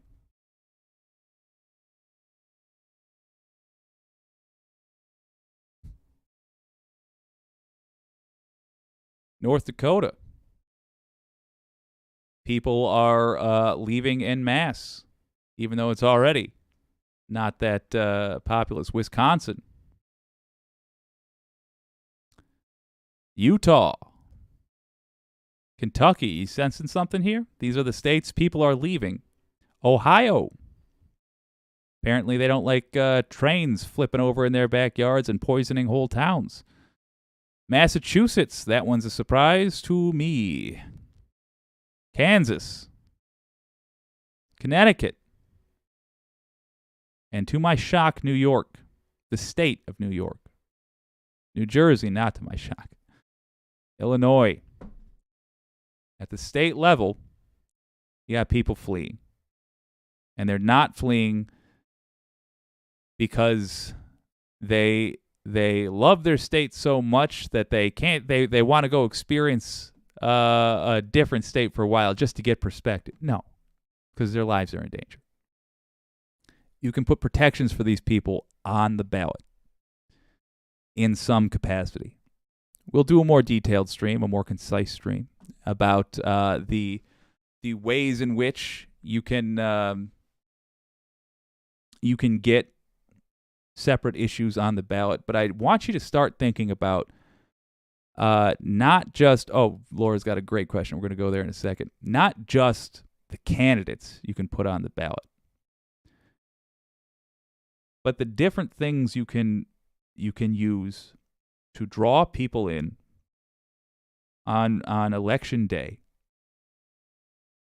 that are likely to vote for the person you want them to vote for. When we focus this way, we don't just tell people, look, it's important that you get there. We also show them. We show them how it is of use, and we show them what we're going to do for them. Catherine Wolf, hit the like button, everyone. Yes, please. Thank you. It helps out the stream tremendously. I want to try to boost that algorithm. Very much looking to grow this channel. Very much looking to do cooler and cooler stuff in terms of actually affecting the real world. And now is the time. So please hit the like button if you're enjoying the stream. And consider subscribing if you think that you can deal with this mug every day. Go Union Power and go Michigan. Thanks for the update. Catherine Wolf. I'm a Lake Michigander. I'm a Lake Michiganer. So close, but oh, so much more red. Oof. Laura says, we've already legalized weed, LOL. Good on ya. Got a sense of where you are. Where are they moving to? That is a good question. I was looking at that. I didn't save the link. 1 second.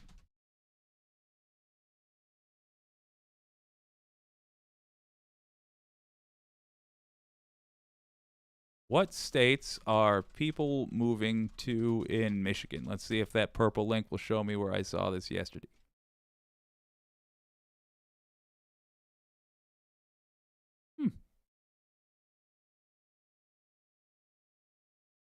Intriguing.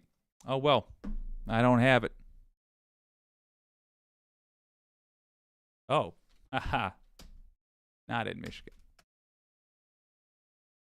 Here we go. All right, states people are leaving, and the states they are moving to. I guess it's just going to be on the second page of that very same Forbes article. Let's look at that. Why not?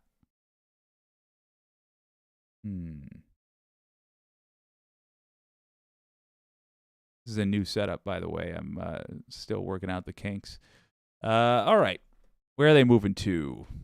Top inbound states. God help me, Alabama. People are choosing to move to Alabama. I have a theory on this, by the way, and it's not pleasant, but I think people are moving by where they believe their political alliances will be strongest, but the theory. The largest employer in the state is the U.S. Army base, God help us, of Redstone Arsenal near Hudsonville, Alabama. All right. Where else are they moving to? Colorado. So that's a fun, odd one.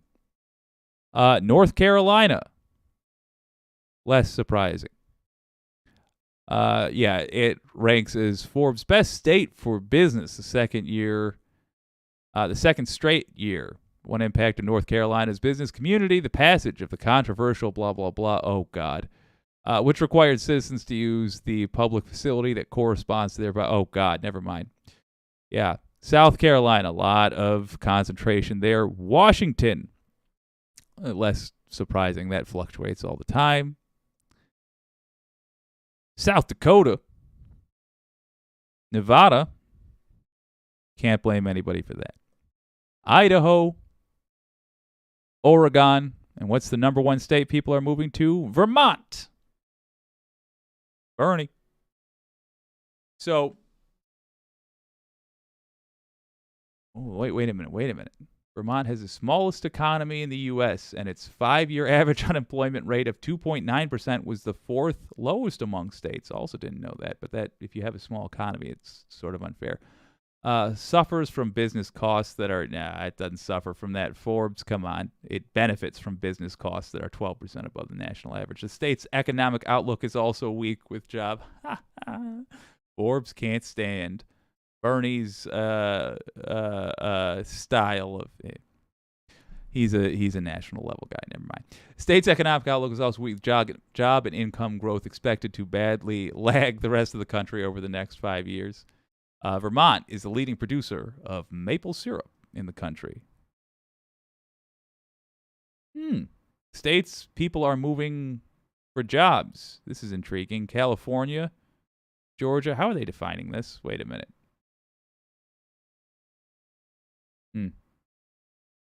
I don't really know how they're defining that. The other one they were defining on the literal number of people leaving, the net gain or loss.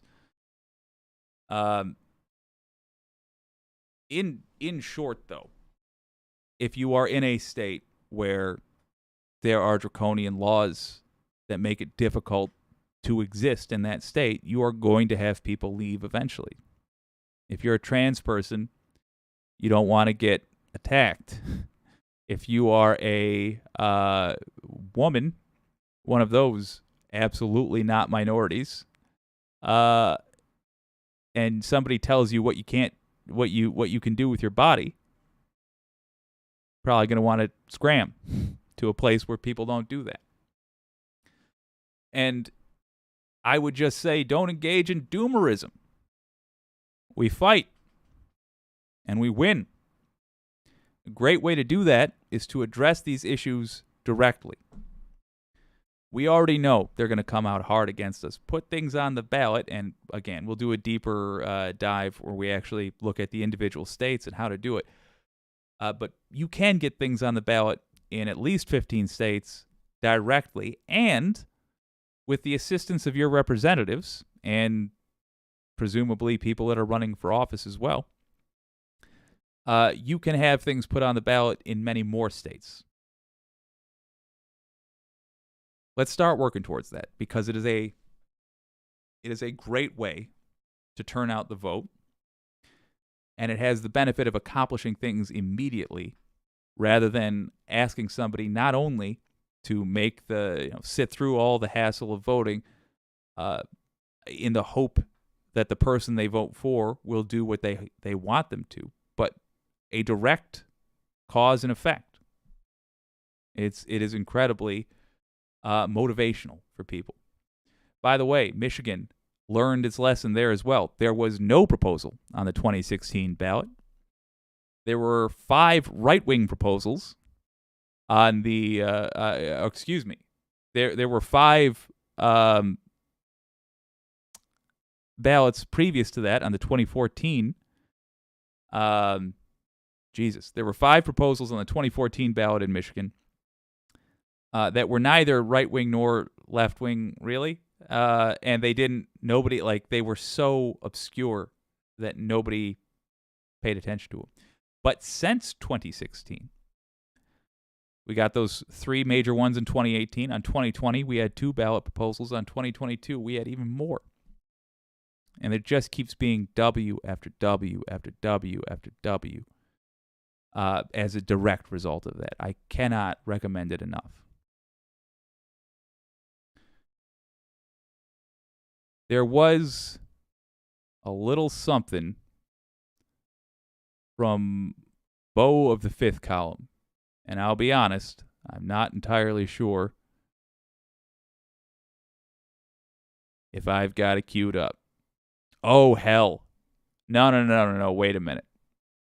I told you earlier, Jack Smith made some moves today that might change how you vote in these here polls about who you think is going to get it, who's going to be the first person to indict a former president of the United States.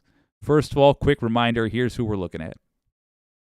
Alvin Bragg, Jack Smith, Fani Willis. Lawrence went into the most detail about Bragg.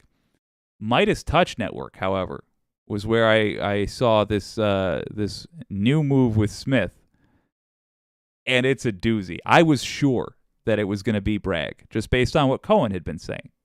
He'd been hyping it up a lot, but oh boy, Smith is not sitting on his hands. Let's have a gander at Midas Touch talking about that very thing. Oh, I'm going to be good. We're going to transition this properly. My poor editor will have an easier time. Who's your editor, Jake? It's me. It's just me.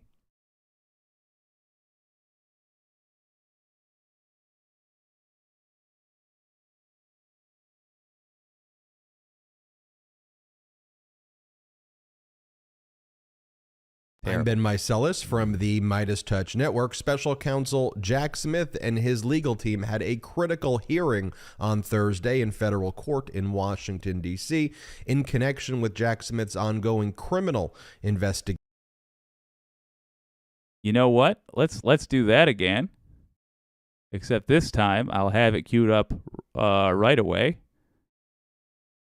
Hey. Okay, it goes from that screen then to this screen. I'm Ben Meiselas from the Midas Touch Network. Special counsel Jack Smith and his legal team had a critical hearing on Thursday in federal court in Washington, D.C.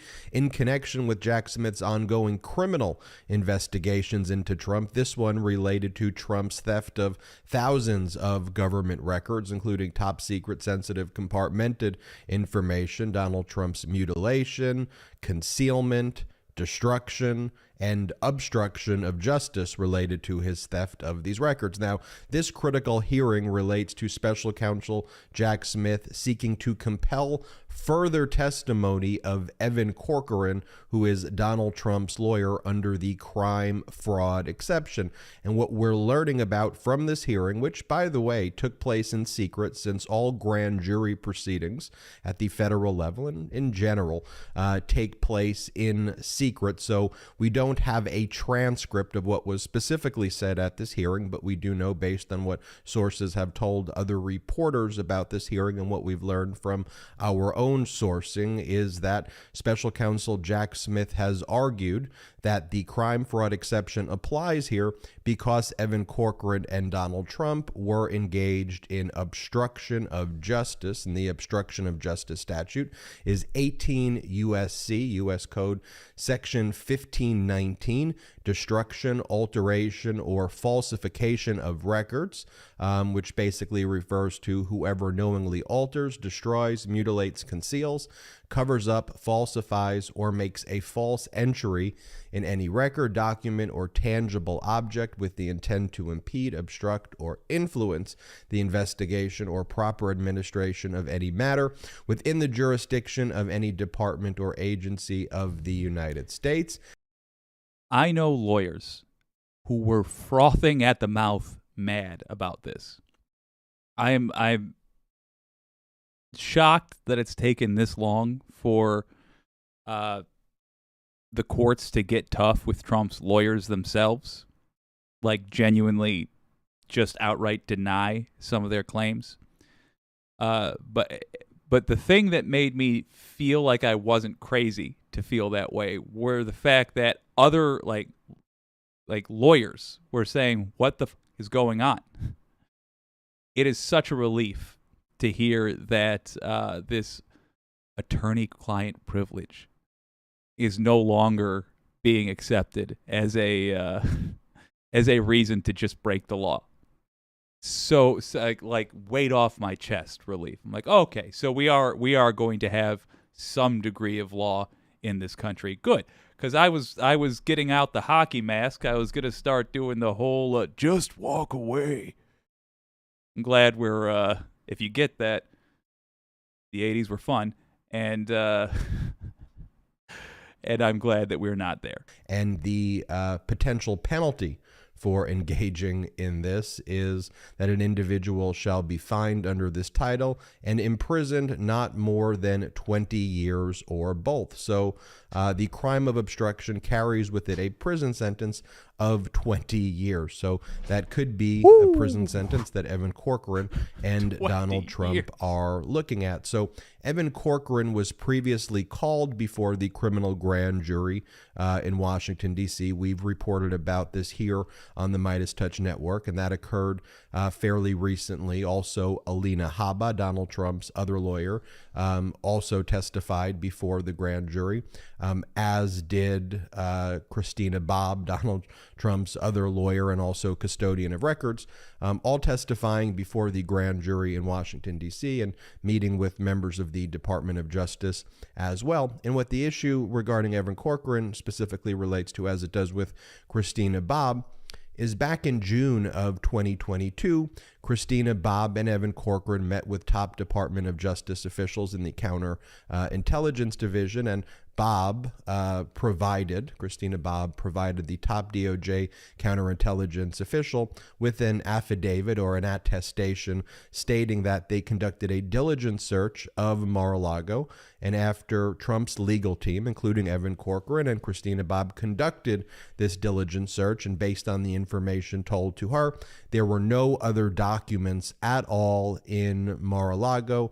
No other documents existed, and they conducted this diligent search, and she signed it under penalty of perjury, and she made this attestation to the Department of Justice. Now, the person who told her that the search was done and a diligent search was done and that there were no other records in there was Evan Corcoran, Donald Trump's lawyer, and Corcoran claimed that he did that search, and of course we know that that was a lie. That is part of what comes under 18 U.S. Code Section 1519, right? That would go to the concealment, the cover-up, the falsification, and the false entry provisions within 18 U.S.C. Section 1519, because on August 8th, when the search warrant was actually executed at Mar-a-Lago, the Department of Justice found the documents right away. I mean, they were right there, not a few documents.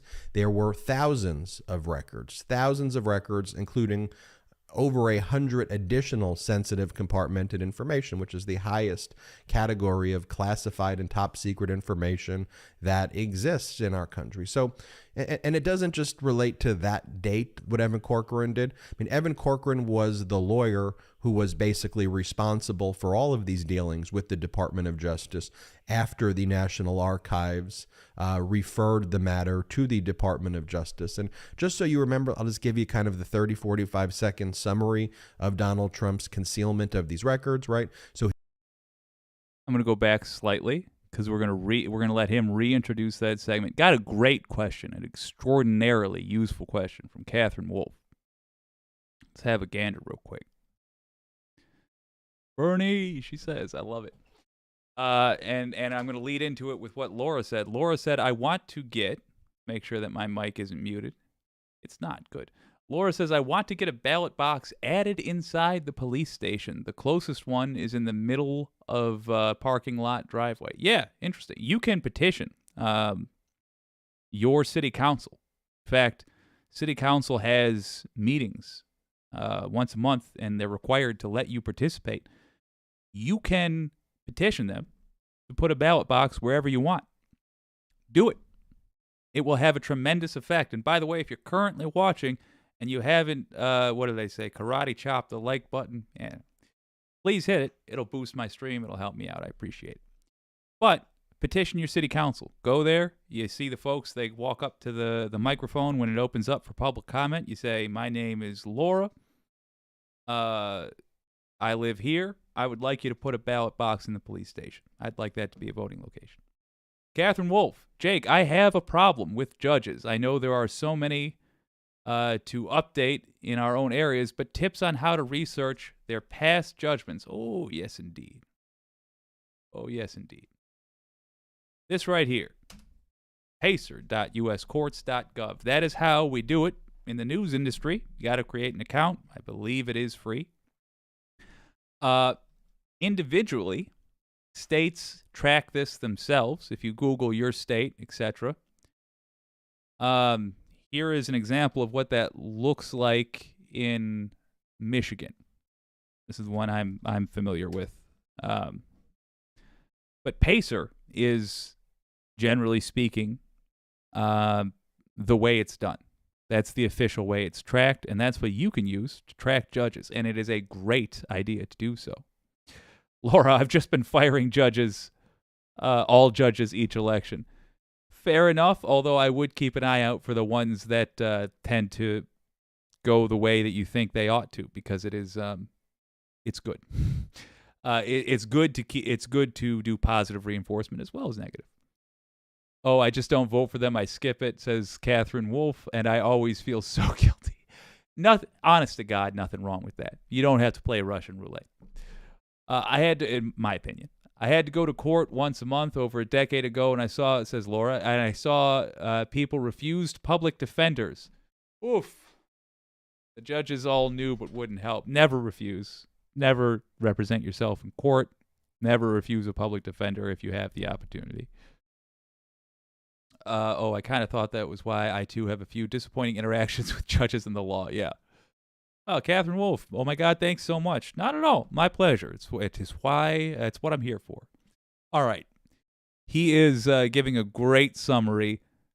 Let's get to it, because this is a little bit of shade and fraud for your old pal Jake. I'm going to enjoy drinking the tea and watching my man Knock 'em Out Pete, a.k.a. Ben Meiselas, break down how effed this is. Category of classified and top secret information that exists in our country. So, and relate to that date, what Evan Corcoran did. I mean, Evan Corcoran was the lawyer who was basically responsible for all of these dealings with the Department of Justice after the National Archives referred the matter to the Department of Justice. And just so you remember, I'll just give you kind of the 30, 45-second summary of Donald Trump's concealment of these records, right? So he leaves the White House in January 2021. The National Archives are supposed to get these records back. They realize they don't have it back. They ask for it. They say, hey, we're missing things. Donald Trump continues to lie in 2021. The National Archives say, look, we're getting really serious about this now. Turn over this stuff right now. So then in January of 2022, Donald Trump gives like 15 boxes back to the National Archives. The boxes have lots of like newspaper clippings, but like kind of hidden and concealed within the newspaper clippings is all the sensitive compartmented information and top secret information, like really sensitive stuff. And from the reporting we've done, this could be potentially nuclear secrets, information about Iranian weapon systems and Chinese weapon systems, and things that Donald Trump could likely be using transactionally in private life for his own kind of personal gain, but certainly things that are very, very sensitive that can. Real quick reminder about a stream we did in January. Donald Trump was on the hook for the old post office. He way overpaid for that building. And there was in the contract a stipulation. The details escape me, but he would have had to pay money he does not appear to have, according to his tax records, to maintain his ownership of that building, or it would have just been a loss. In fact, there was no or. He just was going to owe that money. A Miami real estate company bought that building from him. They bought that building for way more than makes any sense as a business transaction. Then later, we found out Trump has a bunch of national secrets. Trump is being shady about giving them back. As of now, we don't know if we've recovered all of them. In fact, it's believed that we have not recovered all of them. There's a dot. There's a dot. I can't connect them. But I sure hope a prosecutor will. Give sources and methods that could really harm our national security and likely have caused grave injury to our national security. Now I'm jumping back in. So look, you don't need to know anything more than what you just heard there to see how this is hurtful to us. Imagine for a moment there is a spy out there who works for us, that's known as an asset, and they say, hey, is a list that has my name on it out there somewhere? You tell them, no, that's not the stuff that Trump took. Okay, what did he take? Because I live in Russia, and if Putin has his hands on a list that has my name on it, I'm going to be killed.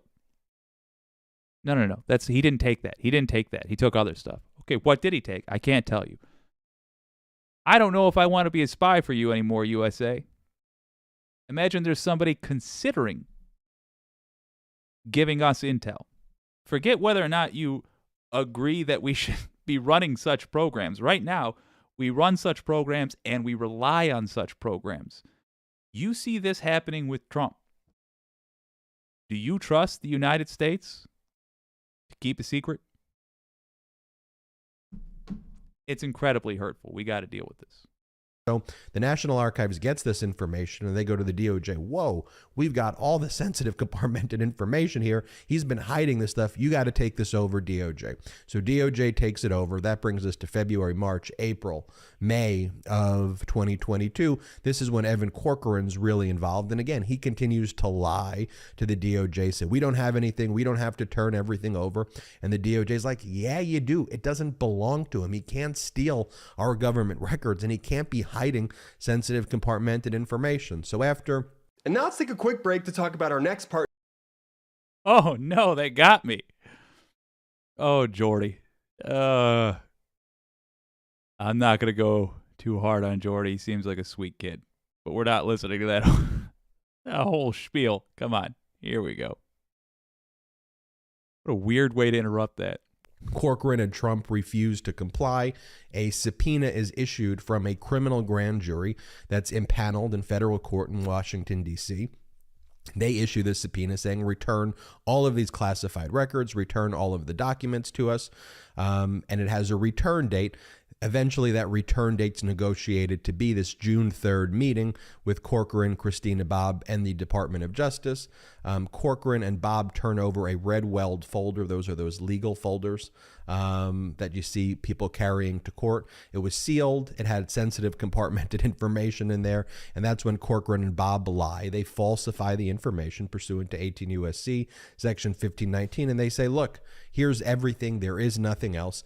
The Department of Justice and FBI have their sources, of course, within Mar-a-Lago. They actually have access to the surveillance footage based on another subpoena. So they know that boxes are being moved. They see what's going on. And then they execute the search warrant after being lied to, after getting this false attestation. But the DOJ gave him like 2 years to comply. I mean, just compare that to what President Biden and former Vice President Pence did, where they just told the DOJ, here, come in our house, search whatever you want. We have nothing to hide here. To the extent there's anything inadvertent, you know, it was just because we had big jobs and sometimes we brought things home. But here, search it. There was no intent. And that's the difference where there's clear criminal. We would not even know this happened. Not only if Trump had gone as far as just inviting authorities in to go search for the things, if he had approached that honestly. But if he hadn't also held a press conference announcing that he was indeed searched, we wouldn't even be aware of it. I doubt very much there would be criminal charges. I doubt Jack Smith would be special counsel. I can't imagine that any of this would have occurred if Trump had just shut up. But yes, as he says, if he would have just, I'm trying to phrase this in a way that is sufficient to me for how easy it would have been for him to not get in trouble. If he would have just said, yeah, come get it. Oh, did I have documents? Oh, come on. You can go look for them. Why wouldn't he do that? Is he really that dumb? Maybe. But man, seems to me like corruption is more the concern here. What did he get? What is he hoping to get, etc., in exchange for him still having those documents? My suspicion, and I'm going to be real curious to see if we ever even get a resolution on this, my suspicion is he is not able to give back all the documents he has. Or he had. Intent here with Trump and Corcoran and others hiding this over and over again. So Corcoran goes before the criminal grand jury fairly recently, and he testifies, but he invokes attorney-client privilege. Corcoran goes, I can't testify on a lot of these questions you're asking me about my communications and coordination with Donald Trump. I was acting as his lawyer, and based on my legal representation, the attorney-client privilege applies, so all of our communications are confidential. And Jack Smith said, no, no, no. There's something called the crime-fraud exception. We all remember how the January 6th committee got a lot of the information from John Eastman. John Eastman also tried to claim, hey, I'm Trump's lawyer. You can't get my text messages and you can't get my emails with Donald Trump. That's part of my representation. So Eastman filed that lawsuit, I guess over a year ago at this point, in federal court in Washington, D.C., in federal court in the Central District of California before Judge David Carter there, Central District of California. And there, Judge David Carter, federal judge from the Central District of California, said, no, you can't get an injunction to stop the January 6th committee from getting your records because I found the crime fraud exception applies, that a crime took place, step 1, and step 2 of the crime fraud exception, these emails and communications and text messages were in furtherance of the criminal conduct at issue. And remember, that was the famous line where Judge David Carter said that it was a coup in search of a legal theory, that it wasn't like legal representation. So the same type of legal doctrine applies here, where you have, on the one hand, Evan Corcoran saying, I can't tell you about my dealings with Donald Trump, and you have Jack Smith saying, yes, you can. Crime, fraud, exception. You were both engaged in criminal conduct. And even, by the way, Evan Corcoran, if you didn't know it and you were being used to commit a crime in any way, the crime, fraud exception still applies. What crime? 18 U.S.C. Section 1519, obstruction of justice, the falsification and the concealment. And so we want to get that information now. These communications were in furtherance of that crime. Stop hiding the records. Give us your emails. And Corcoran saying no. So that hearing goes before federal judge Beryl Howell. Judge Beryl Howell has to have oral arguments after there's briefing. That's what took place Thursday. Judge Beryl Howell has not made her ruling yet, and she actually leaves that position. It's a rotating position of who oversees rulings relating to criminal grand juries. It's always the presiding judge, so she's done that for some time. There's going to be a new judge doing it who's actually an Obama appointee who will be the presiding judge as of March 16th. So it's unclear if Beryl Howell will make her ruling before the new judge takes place. But again, an Obama appointee is not a guaranteed left-leaning judge, just for the record. In theory, it shouldn't matter. Once upon a time, Democrats operated under that belief, and that was Obama's time. And this shows the aggressiveness, and rightfully so, that special counsel Jack Smith is taking. This is showing that Jack Smith's criminal case is advancing as well. We've reported here on the Midas Touch Network how Alvin Bragg is likely to indict very soon, the Manhattan District Attorney who has offered Donald Trump the opportunity to speak before the criminal grand jury there in New York, which is very frequently the last step before criminal indictments take place. So that's a state criminal case. So Alvin Bragg's case is moving along, but this case right here, this federal case, is moving along quite swiftly as well. A few more rulings that Jack Smith needs, and I think then Jack Smith will be in a position where he will be ready to criminally indict as well.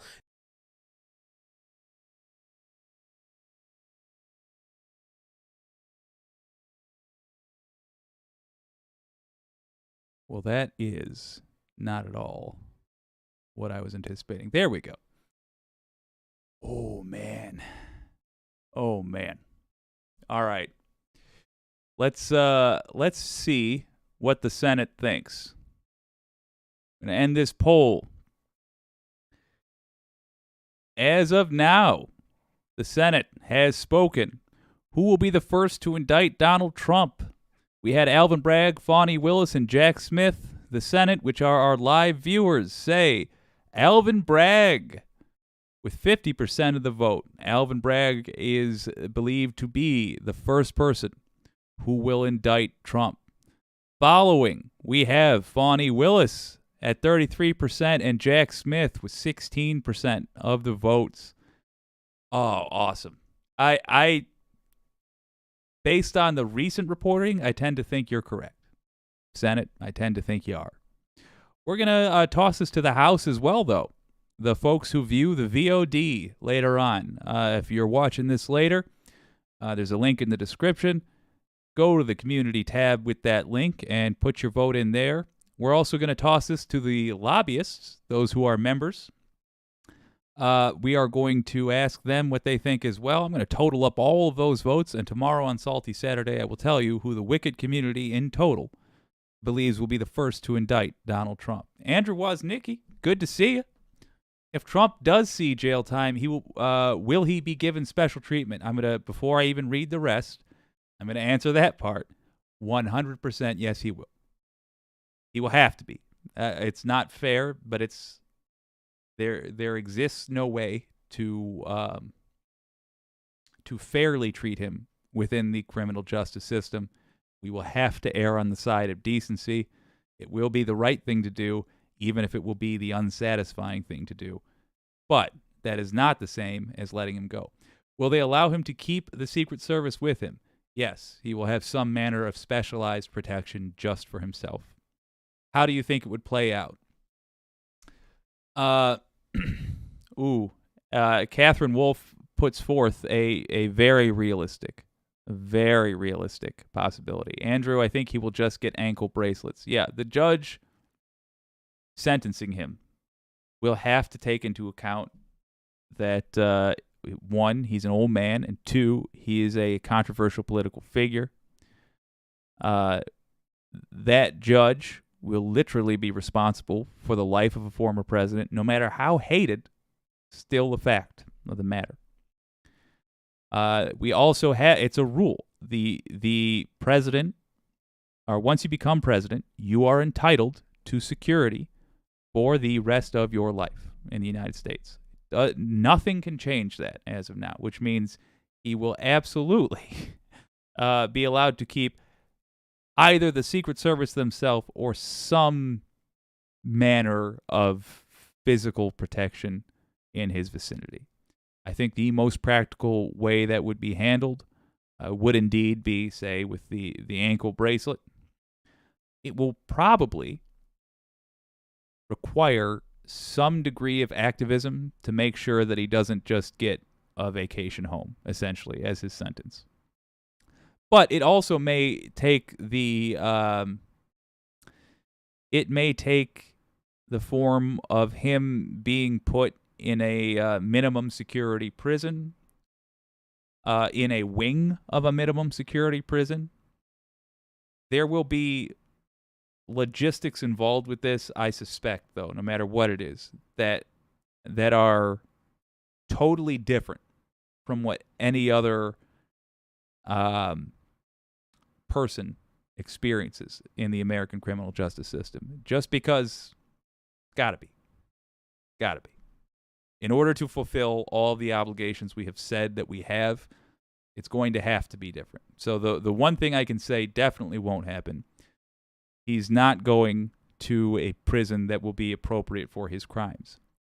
That said, oh my gosh, just to be able to hold our heads high when the kids are coming home in 20 years, having read about this moment in the history books. It's important that this chapter ends with the gavel falling on a guilty verdict for Donald Trump. Gotta happen. Otherwise, it's not a democracy. And we will not be permitted by historians to get away with calling this a representative democracy. I tell you, folks, I very much enjoyed this longer, more casual stream. I think I'm going to try to do these more often. Not all the time, but more often. I like the idea of like a Friday XL. Maybe we'll do some form. We'll put some form to the show, but we'll do that. But I like pausing more frequently, interacting with the audience more frequently, and we're going to see how long it takes me to edit this stuff, which may drastically change my opinion. Regardless, though, I'm going to go mercifully on my computer and end the show for the day. Tomorrow is Salty Saturday. That is even more casual, even more catty, and I invite you to join me. I hope I'll see you there. Regardless, thank you for joining me today. This has been WYCD Wicked. That stands for What You Can Do. My name's Jake.